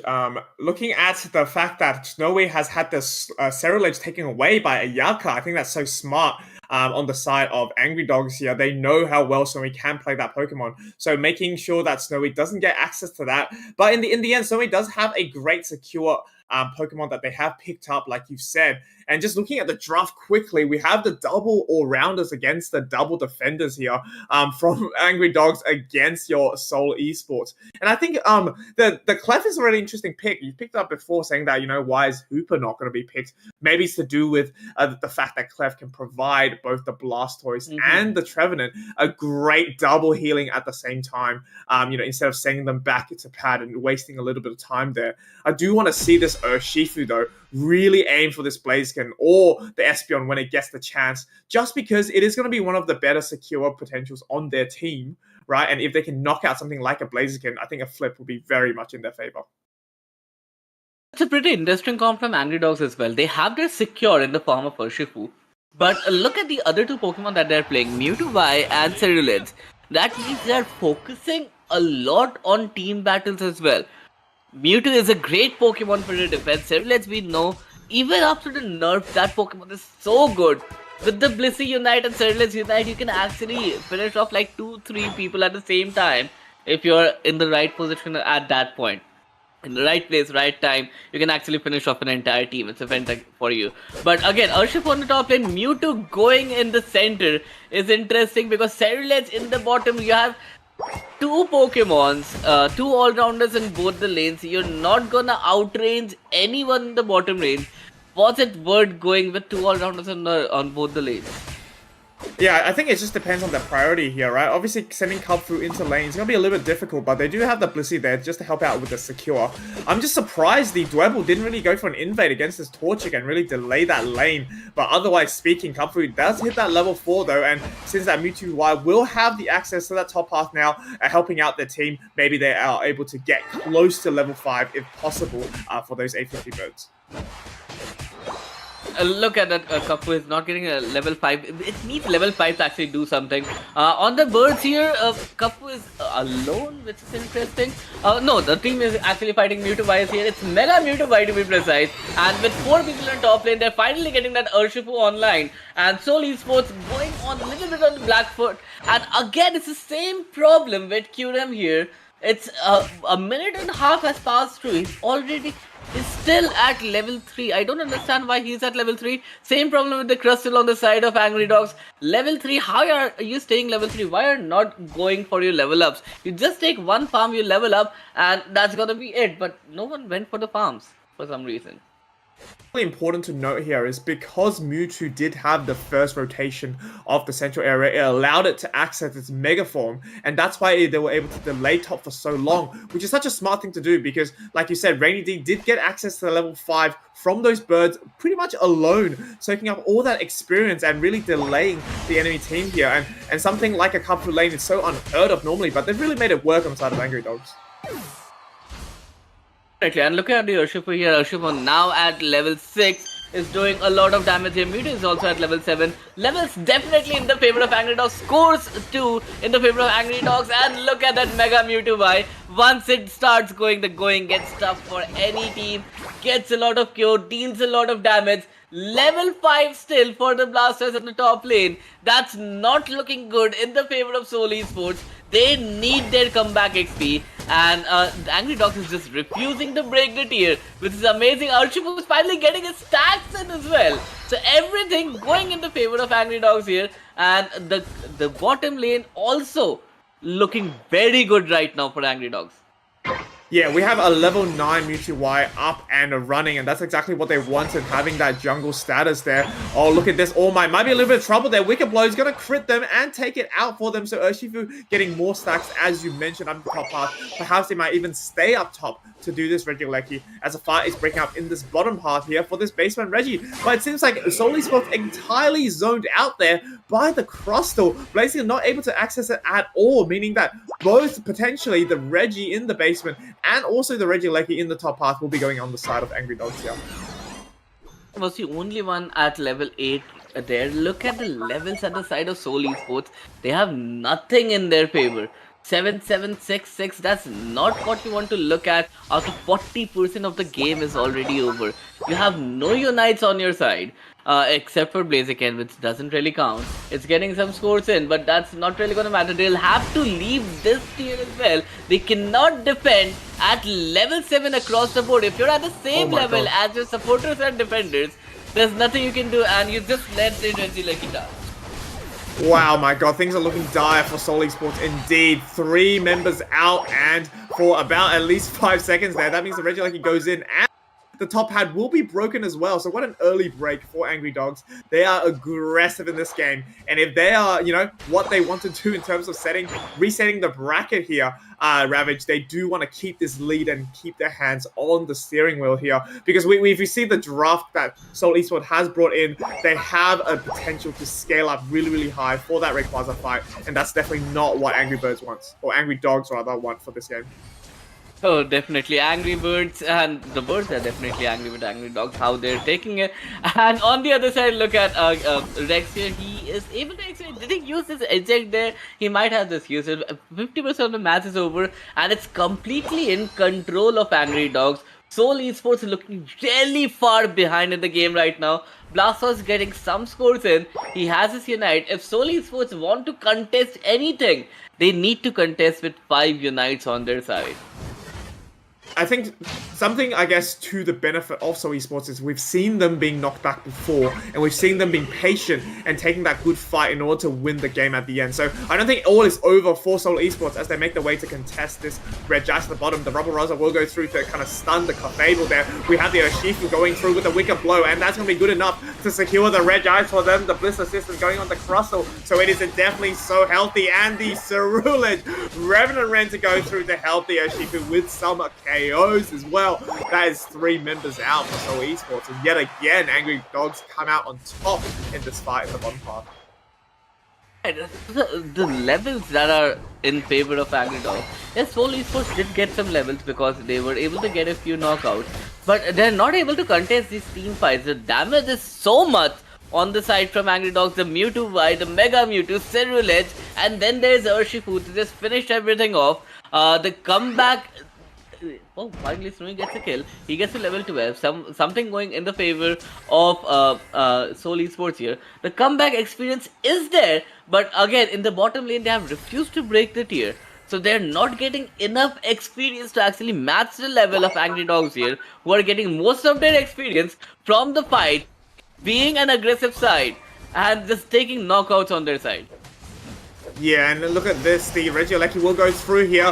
Phantom Forest will not be able to connect, and that's going to be able to send this Regieleki starting in that top path against Angry Dogs. So, for once, I think an objective going on the side of Soul Esports is going to be definitely a sigh of relief for them. Whether they're going to push it or not, it's going to be very important there. Cerula is getting a possible 50, gets blocked out by the Trevenant. Rex doing very well there to just macro rotation in terms of just knowing and being aware of where Angry Dogs can be. Looks like there's not going to be a push in the top path here, and possibly maybe an engagement in the bottom. Things are getting a little bit dicey if a team is going to commit, because none of the teammates can actually use any of the Unite moves here. Still, there is a fight going on here. Trevenant will not survive this encounter, and not the Blissey will not survive either with a Mega Mewtwo Y. The damage is so much that it's very hard to actually survive from even a range. The Mega Mewtwo Y pick is working so well for Angry Dogs right here. It's doing a lot of damage, it's doing a lot of stuff done for them, and the Blast is actually trying to get to level 13 here. Level 12 is on the board, level 13 is gonna be a problem. One more actually, a micro dunk from Blissey here. Blissey is at level 12 for Angry Dogs. That's the same level as both the attackers on the side of Soul Esports. Yeah, so he's definitely a little bit behind on the levels, but like they say, if there is a ray, there is a way, and definitely Soul Esports wants to find a way to stay in this game and possibly just take it home right here and right now. Blaziken will enrage the Green Dragon at the moment, but as we can see, the Crustle is just trying to make space and stop any sort of rip coming out from Soul Esports. We have a 1v1 in the top part here, but here comes an engagement. Hornleech does not actually connect, and we're back to dancing around the Rayquaza. A Rock Tomb will go off to section actually the Ray Pit off from the team. Maybe some Hornleech and Woodhammer will be able to isolate one member. They don't seem to connect at all, but the Mewtwo will go Mega, so maybe this is time to drop the side burn, and Knights are going to pop through. Cerulege taking out the first blood of this Rayquaza pit, as the Urshifu also taking down the Blaziken. This means Angry Dogs has an opportunity to break the Rayquaza. It is going to be Espeon. Ankle Fable comes up against Fly though, but it's not going to be fast enough, as Urshifu will lock in the Rayquaza for them, and Angry Birds, or Angry Dogs I keep saying, will have a chance to reset the bracket there and send it to another best of 3 for this grand finals. An amazing comeback from Angry Dogs. Not did they defeat Soul Esports for the first time. They were able to take one match away from them and finally force it into a bracket reset. It's gonna be another match. Soul Esports is not looking very comfortable in this game. Amazing team fights from the side of Angry Dogs, and Soul Esports, they need to change something. Yes, they had a lifeline, but that lifeline was taken away in this match. They need to change something. They need to win this team fight, and Mewtwo Y is going to be a problem for them. Yeah, we always talk about momentum, and you can build momentum either on the winners bracket or from the losers bracket. And Angry Dogs obviously getting sent into the losers, but getting back into it definitely has built their confidence against Soul Esports. They know they can beat them now, and they're absolutely looking dominant here. So, like you said, Soul Esports need to go back into the drawing board just to kind of consider what adaptation they need to stop this seemingly unstoppable force that Angry Dogs have now put into the game. I mean, whether the bans are going to be a change into the next fight, whether the picks are going to be changed. Right now, it seems like everything is going on the side of Angry Dogs. Oh, definitely. And with this bracket reset, this actually is an amazing position for Angry Dogs to actually come back in. Because as you were talking about momentum, they have actually won every game in the losers bracket. They have won every game in the top bracket as well, the winners bracket. They have just lost to Soul Esports. And now that they have defeated Soul Esports, that's going to give them a big confidence boost. Yeah, definitely. And I can't wait to see what it's like in the grand finals. But I will have to dip now, Ravage. Good luck for the casting for this. But I mean, if what we just saw was any indication of what it's going to be, I have hope that Angry Dogs can do the impossible and win against Seoul Esports. But we'll never know because Seoul Esports have been playing very well. And I'm sure they're experienced enough to know what adaptation is needed. So for everyone at home, I mean, this is going to be an insane grand final. Both of them qualified, like you said, into the Asian Cup. But I mean, coming first is definitely sounding a little bit better than coming second. Oh, definitely. It's going to sound a lot better. So we'll be back with the finals after the bracket reset. We'll just take a short break and we'll be back with the match.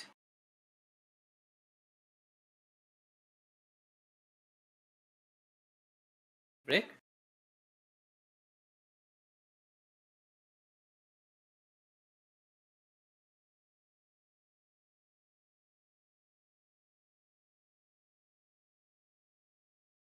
As it is. Break.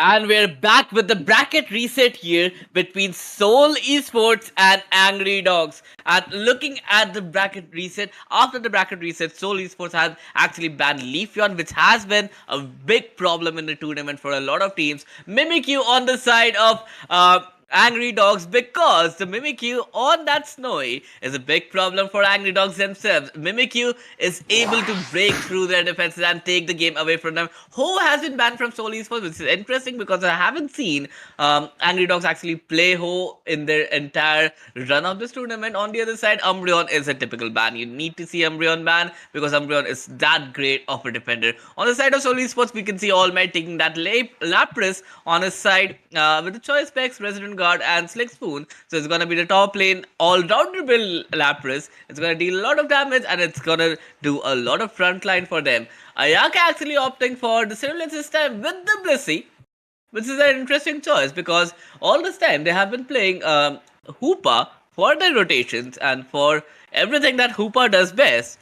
And but now with the Blissey, you're losing the potential of the high DPS support that you can get.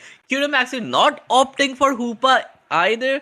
He's going for a Clefable. It does a good job, Clefable. It can use gravity, stop a lot of dashes, heal a lot of your Pokemon, in fact. And on the other side, Rex is choosing one of the best defenders in the game right now. According to me, that's going to be the Trevenant.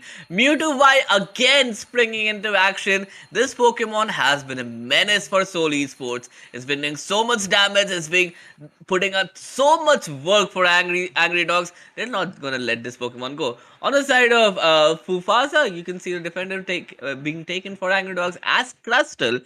highly mobile defender, to be honest, and it's also one of the early spike defenders. Snowy, actually, I wouldn't recommend that Pokemon Snowy if you're going for it, but Snowy, anyways, locks in that Dodrio, and with Batra going for the Mew, Mew is quite good. It's got good range. Mew versus Mewtwo is always a battle you want to see, right? So Mew has a great range. It has great utilities, has great mobility. Snowy on that um, Dodrio is gonna roam around the map, it's gonna give a lot of vision, it's gonna dunk a lot of scores, and if possible, it's gonna backstab a lot. The problem with Snowy, the problem with Dodrio particularly is that there's not a specific target that you wanna go for. Urshifu is an all-rounder. If you're not able to take him down in one hit, it's not a fight that you want to take as Dodrio. Same with Surlitz. If you're not able to take down Surlitz in one hit, that will not be a fight that you want to take. Same with Mewtwo. If for some reason Mewtwo just goes into his mega form, if you're not able to take him down in the first hit, that's not a fight you want to take as a Dodrio. But with that, the final preparations are coming to an end. Looking at the builds, everything looks pretty standard here. Double XP share, we see resonant guards all over. Stacking specs on both the Clefairy and the Lapras, so that's interesting. And with that, the fight has finally started. This is bracket lead reset, the finals for INGAGE Asia Cup. This is Qualifier 1's Seoul Esports versus Angry Dogs. And while we are letting that load, we can see how comfortable Seoul Esports is with this golden badge on that Mew. And there's just so much badges going on in all these Pokemon. We can see green badge Lapras as well, I believe. And with that, we can see the standard rotations for both the teams. Lapras and Clefable going top because you want that all-rounder to be supported by a healer. Dodrio in the jungle because you want that Dodrio to get level 5 as soon as possible so it can start roaming again. Mew in the bottom range to take advantage of that huge range that it has. And Trevenant because it has less HP on that Mew, so Trevenant can cover that up and tank for that Mew itself. On the other side, Angry Dogs is looking aggressive from the start on the bottom lane. They're actually going full on dive on that Mew, and on the top lane we can see it was a Seoul Esports who was actually trying to be a little bit dominant, trying to get the stacks in. On the other side, the bottom lane push did not go so well for Angry Dogs here. They did push in the double all-rounder in the bottom lane, and great tanking by the Crystal there. He was able to actually save his Cyrilids there. They did push in the bottom lane. They were not able to get anything of value from that push. Finally, at level 5 is Cyrilids at 850 piece. That's a big level up. That's a big level spike. A lot of damage is gonna come in the bottom. Bees here, this Dodrio is in the bottom lane and he will have to retreat. So that's the thing with Dodrio, right? You don't want Cyrilids to be your target because Cyrilids will eventually take you down. And look at that Urshifu. Level 5, pushing the top lane, doing a lot of damage. Mewtwo, Mega Mewtwo doing a lot of damage. This is not looking good for Seoul Esports right now, but they are able to take 2 knockouts on the bottom lane and finally get something in their favor. The Dodrio going down was definitely big, but finally something going in the favor of Seoul Esports, and Mew will have to retreat because it's not a fight that Mew will take. Level 6 Mew on versus a level 6 Cyrilids. Cyrilids definitely has an advantage on the stack going in for Kyurem. The Lapras is actually taking a good fight there in the top. It's a very bulky Pokemon. It refuses to go down. Center Bees, I think it's going in the favor of the Dodrio actually. Dodrio actually is securing some of the bees that it will be able to get out of it. It has a lot of mobility. So yeah, Dodrio has this free reign over the entire map. Okay, another fight breaking out here. Dodrio actually trying to get inside, but with that crystal, he's able to block a lot of people inside there. Dodrio actually going down to that Urshifu, and Urshifu was doing a lot of basic damage to that Clefairy. Clefairy is back on the tier here, and with that Lapras in its support, a very bulky Pokemon. 2v4, they're able to actually defend the tier against 5 people of Angry Dogs in the top lane.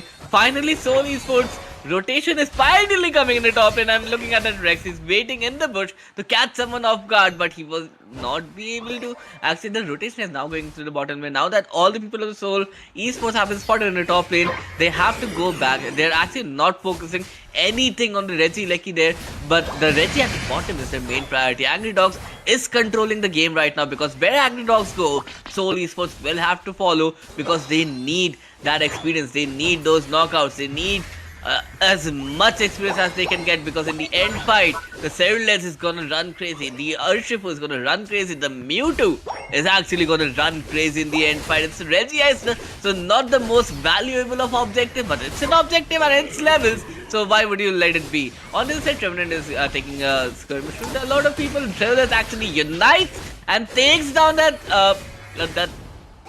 Trevenant, and follow me on that Cliffable is interesting.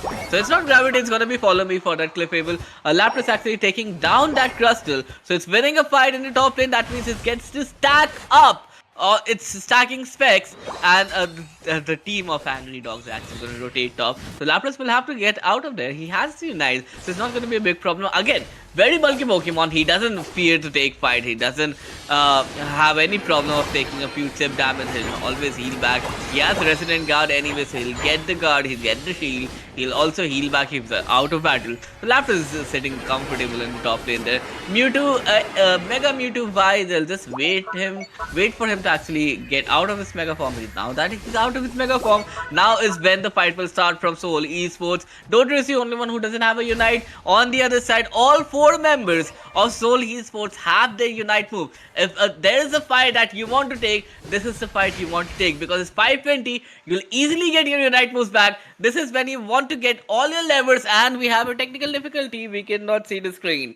So it's a technical problem, guys. It keeps on happening. There's nothing we can do, but it's technology. There's gonna be technical problems. So as soon as the match is back, we'll take you down to there.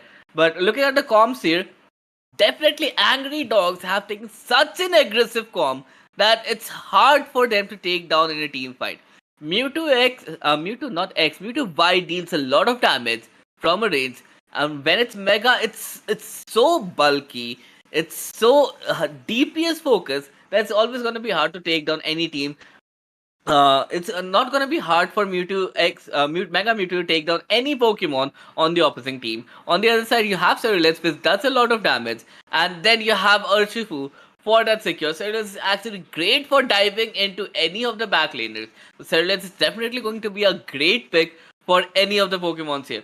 Right, so it can counter anything. So it's a great team focused battle. Anyways, so we have some problems here. We have some technical difficulties. As soon as we have the footage back of the match, we'll take you back to there. It's a bracket reset, guys. Remember, whoever wins this best of 3 will be able to take down the entire game. We'll just wait for the games to come back. Until then, just keep your predictions in the chat. Just tell us who do you think is gonna win, and we'll be back with the matches. We have no update on what's going on, so we'll just wait. I think it's gonna be the 2-minute mark, and if it goes to a team battle, it's gonna be interesting, because if you look at the comps again, it's always gonna be Lapras who's gonna dive, because All Might always dives on other people, right? So he's gonna go on the back lane, he's go dive on, but that's the problem, because as a Lapras, you're looking for Pokemon that are of low HP and that can actually go down to a Lapras, Unite, and probably a Perisong or 2.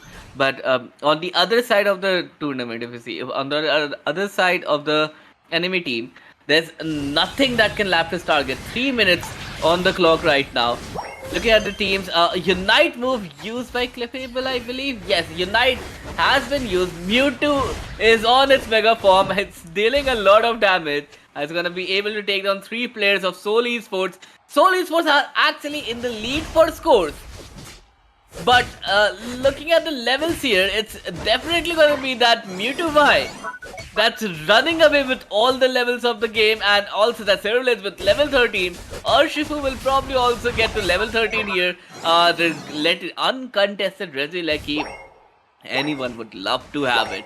On the other side, if you look, it's 15 seconds till Rayquaza ascends, and that 15 second, Seoul Esports definitely does not have the level to match the firepower that Angry Dogs have right now. So that's gonna be a real problem. So it's not gonna be on the team fight. Secure is better on the side of Angry Dogs. Angry Dogs realize that, and they're instantly starting the Rayquaza. The fight is breaking out. Look at that, Lapras Unite has already been committed. The ball is there, but there's no target for Lapras. They're going for Cerulean. Cerulean has been caught and taken down by the Lapras and Team Soul Esports, now forcing a 5v3 fight.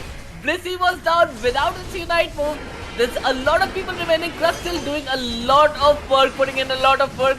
Mewtwo by actually dealing a lot of damage, but one after the other, the teams are going down. Dodrio goes down first. Unite has been used on Crustle. Blissey Unite. And look at that, dealing a lot of damage from the black end, using its Solar Beam. And the problem is that the entire team for Angry Dogs is back. Mewtwo has its Unite. Cerulean has its Unite. And the Urshifu also has its Unite. So if Mewtwo actually commits to Unite, the fight has broken out, and this is going to be the final deciding battle of this game. Everything is inside the Rayquaza pit. Dodrio comes in from nowhere, but it's gonna be the Cerulean who secures Soul Esports is being wiped out like flies in their own home. 45 seconds to go. All 5 people with the shield, 500 dunks is coming your way. Angry Dogs is just running away with this game. Soul Esports needs to exit something because they have no answer for this aggressive Angry Dogs comp. And yeah, with that, the scores just keep on going. 276 to 658. So there's no time for Soul Esports to come back. Neither do they have any kind of scores to actually dunk in there. So right now, what they're gonna do, they're gonna farm a little bit of damage. So nobody looks bad on the big screen when the damage comes up. So let's just wait a little while the match finishes. 2 seconds, 3 seconds, and the match is up. And looking at the match, again, 3 people on Soul Esports went down. So there was no way for Soul Esports to come back in the game. They have no answer for this hyper-aggressive comp that Angry Dogs is running. They just have 2 more games to actually come back and win this tournament. If they don't, Angry Dogs is actually running away with the momentum they have. 340 and 730, a convincing win by Angry Dogs. There's nothing Soul Esports could do against this comp, and that actually showed. Look at the replays here. Look at the push at the TS. Angry Dogs is just, they're so comfortable with the aggression that they're showing. It's just good to see so much comfort. Look at the Ceruleans Unite. On 2 people, gets in and gets out surviving. There's no one to actually take the trades. Let's look at the damage a little bit. 99,000 on that Mew. Almost 100k. That's not something you see every day in a tournament. 57,000 on the Crustle as well. That's the XP share defending Crustle. 48,000 on Ayaka. He was playing the assassin role, which is fine. 58,000 on Rainy, which is again amazing because he's playing the secure role. That Mewtwo Y is going to be a problem, so I believe that's going to be the next ban from the side of Soul Esports. On the side of Soul Esports, however, All Might doing 61,000 damage. 63,000 I believe was coming from Snowy as well. We'll have to check that once again. But again, Soul Esports needs to find an answer to this hyper aggressive comp. They have nothing to show. They have no way. The bulk is not helping them because Mewtwo Y just sheds like butter. So the bulk is not going to help them in any way. And with Urshifu in their side, they have no intention of making sure that secure is not going to come in their way. So they're going to get the secure. That's not going to be a problem. It's going to be go big or go home time for Soul Esports. Find a counter to this team or you're going home. The team that did not drop a single game until the grand finals is on the verge of getting out of this tournament. So that's going to be a problem. We'll go into the second game as soon as it starts. And yeah, 63,000 from Badsha. So that's good damage from the backlane support. And Soul Esports again banning Lapras and Leafeon. You have no answer to that Mewtwo by Soul Esports. You need to understand that Mewtwo Y is your problem. Actually, it's gonna be the Umbreon and Mimikyu getting banned from Angry Dogs. See, Angry Dogs have learned their lesson. One time, Snowy took Mimikyu, took down their Securer, and since then they have not banned any other Pokemon than Mimikyu. If they have learned their lesson, why isn't Soul Esports banning Mewtwo? Why? Because that is the bane of their existence. That is the one that's taking away the game. That is the one that's jungling for them and getting all the damage. And that is the most priority pick for Angry Dogs right now. Seoul Esports does not have an answer for that Mewtwo. Why? They do get the Ceruleans, however. So that's something going in their favor. Let's wait for the draft to finish. Let's see what's gonna be the final draft. It's an X attack Mewtwo. Why? So that's gonna deal a lot of damage. Glaceon is a good pick actually. So you have Ceruleans, you have Glaceon. You're looking good right now. Rex is playing that Crystal. Crystal is again highly mobile, very tanky, and early spikes. It's a very good Pokemon to go for. Urshifu again. They're going with the same comp. It's Mewtwo. Urshifu is probably going to be a Garchomp, or I believe it's probably going to be a Zacian in the last slot that Ayaka plays. But let's see.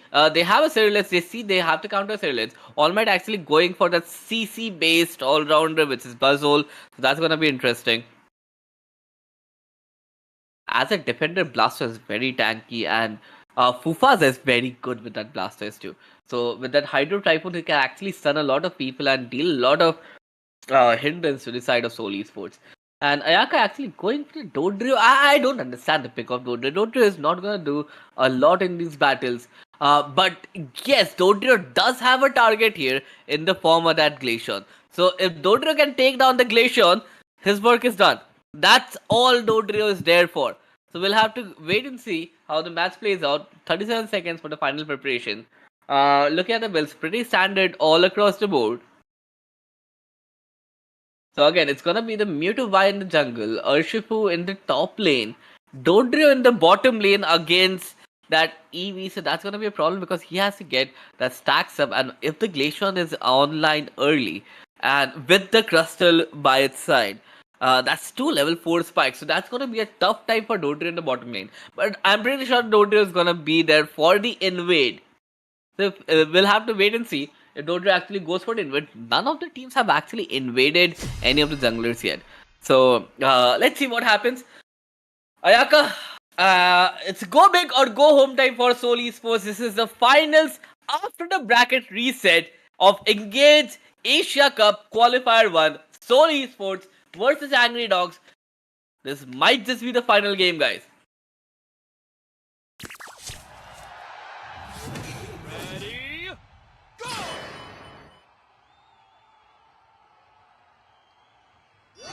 Alright, so as the match is starting, we see the standard rotation is going to be Snowy, who's going in the jungle with the Ceruleans, which is a good choice. Ceruleans, you want the Ceruleans to be level 5 as soon as possible, because that's when it starts to deal damage. On the other side, if we see, it's gonna be Blastoise and Dodrio in the bottom lane. Dodrio needs to get his stacks up, because if it doesn't have the stack, it's not going to do that much damage. EV is there to deal a little bit of damage. Dodrio is gonna go back. It might be able to secure another one, but the stun from that Crystal was enough to stop it in its track.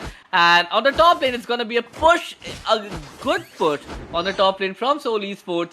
Were they able to score something? They were not able to score something, so it's good defend by Angry Dogs as well. But Dodrio is gonna be the main attention right now. It needs level 5. Level 4 on either of those two Pokemon will be a problem. Dodrio actually able to secure that, and not giving the level in the bottom lane is huge.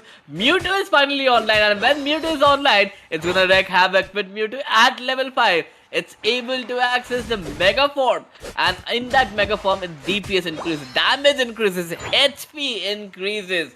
So that Mewtwo is gonna deal a lot of damage. The bees are in, Ceruleans is in with that Buzzwole. Dodrio finally evolving. The top lane skirmish is continuing. Both the junglers are there. Level 5 on neither side of the field in the top lane. Both the Buzzwole and the Urshifu are still at level 4. Level 5 on the side of both the junglers.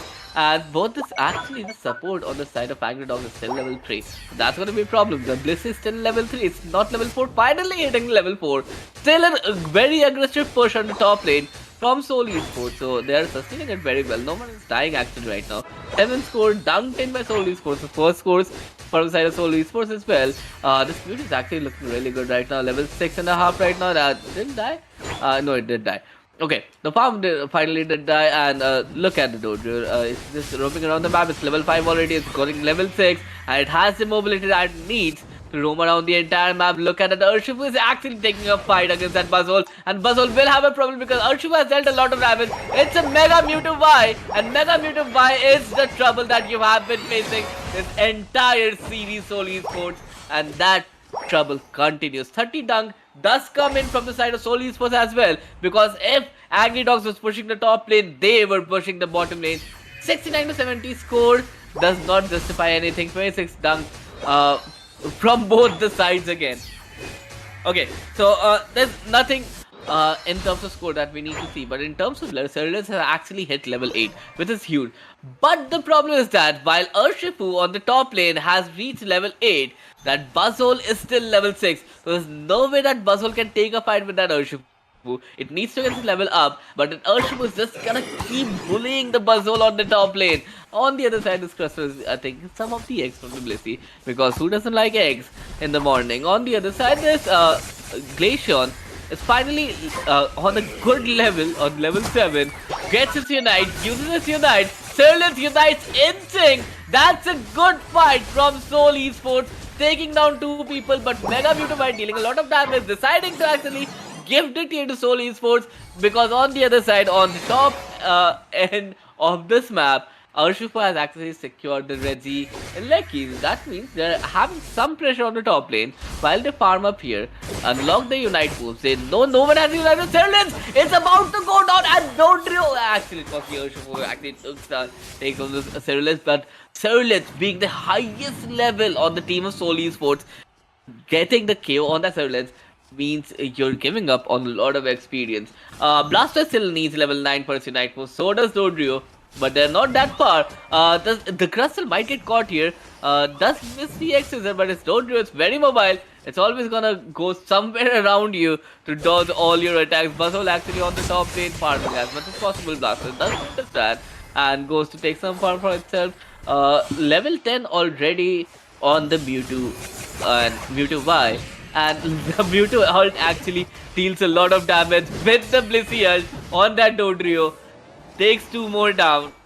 I think there was another ult here. It was Urshifu's ult. Blaster still doesn't have his ult. Blaster is just on the top lane, chilling with that Buzzhole, doing a little bit of damage. Serlins actually comes to help that Buzzhole. But if this Blaster gets his Unite and uses it there, that he might be able to save the tier. The Unite is still there with Blastoise. He's waiting for his team to come for the follow-up, and he's dealing a lot of damage. He's not dying. Never mind the fight, he did not die, but he actually pushed everyone away, and the Unite might just come through from All Might and takes down a big opponent, not a big opponent, it was a Dodrio. Dodrio finally went down to the Buzzhole. Buzzhole getting his level 10, and levels actually looking very similar on both the ends right now. Serlins only being at level 11 is huge.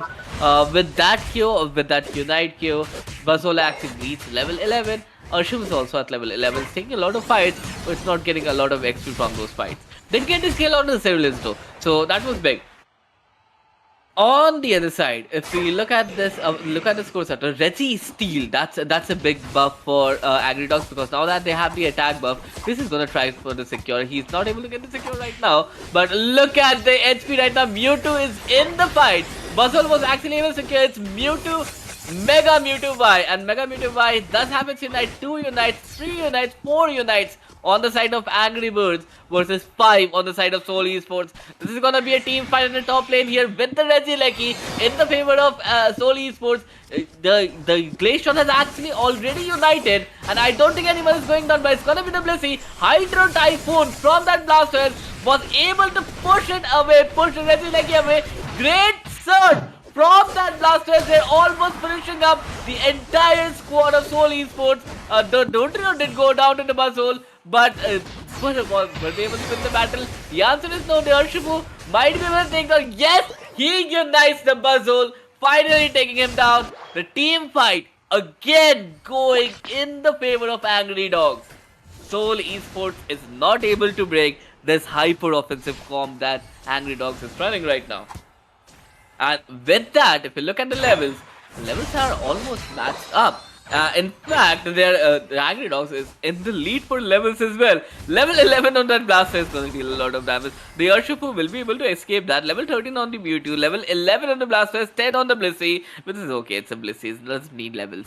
On the other side, level 13 on the Urshifu and 12 on the Dodrio. Dodrio might be able to get to level 13. There's a lot of farm on the field right now, and knowing Dodrio can roam anywhere around the map to farm for its levels. will there be another the other objective fight is gonna be the bottom Resi fight, and if it's Resi Lucky for some reason, Seoul Esports will have some troubles. Because right now, if they take the fight, they will not have the Unites for the end fight, and this is gonna be the end fight. It's a Resi Lucky, it's a Resi Steel, and because it's a Resi Steel, everyone on the field actually wanted the Icicle Spear actually correcting on that blaster, so defender taking the damage for their attackers. That's exactly what their job is. And the secure goes to Urshifu. Attack buff on the side of Angry Dogs. The fight is breaking out, and Seoul Esports is not looking good. It's gonna be 3 down for Seoul Esports with all 5 remaining on the side of Angry Dogs. I guess, guys, at this point, can we call the tournament done and dusted? The Glacier is coming in, but is it going to be enough time? The Crystal is there. Will he be able to secure? How the hell will he secure when you have a single striker Shipu on your strike? Angry Dogs with running away with the game once again. Seoul Esports finally recognizing that they never had an answer for this team. The game is done and dusted, guys. We have our winner, which is the Angry Dogs. Right now, Seoul Esports' amazing run for the entire tournament was not able to clutch up the last games here. Great gameplay by Seoul Esports. Great gameplay by Angry Dogs. With that, we have come to the end of this qualifier 1 of INGAGE Asia Cup. We'll be back with another one of those, another one of these very soon. But until then, we'll have to wait. These 2 teams have already qualified for the big games, so they don't need to worry. They're going to go up against each other once again. Looking at the damage, nothing really special here actually. Nothing really of note. But with that, we have actually come to the end of today's stream, the end of the tournament. Congratulations to Angry Dogs, and well played Seoul Esports. We'll be back again with the qualifiers 2 as well. This is INGAGE Asia Cup qualifiers 1, which is finished now. And I would like to thank everyone for joining. That includes Zen for managing everything. The production, Nalla Gamer is here, who's doing all this stuff here. I would like to thank actually Fu and Spartano for joining. And everyone, thanks a lot for joining the streams. And we'll meet you again next week. Until then, this is Rabbids signing out.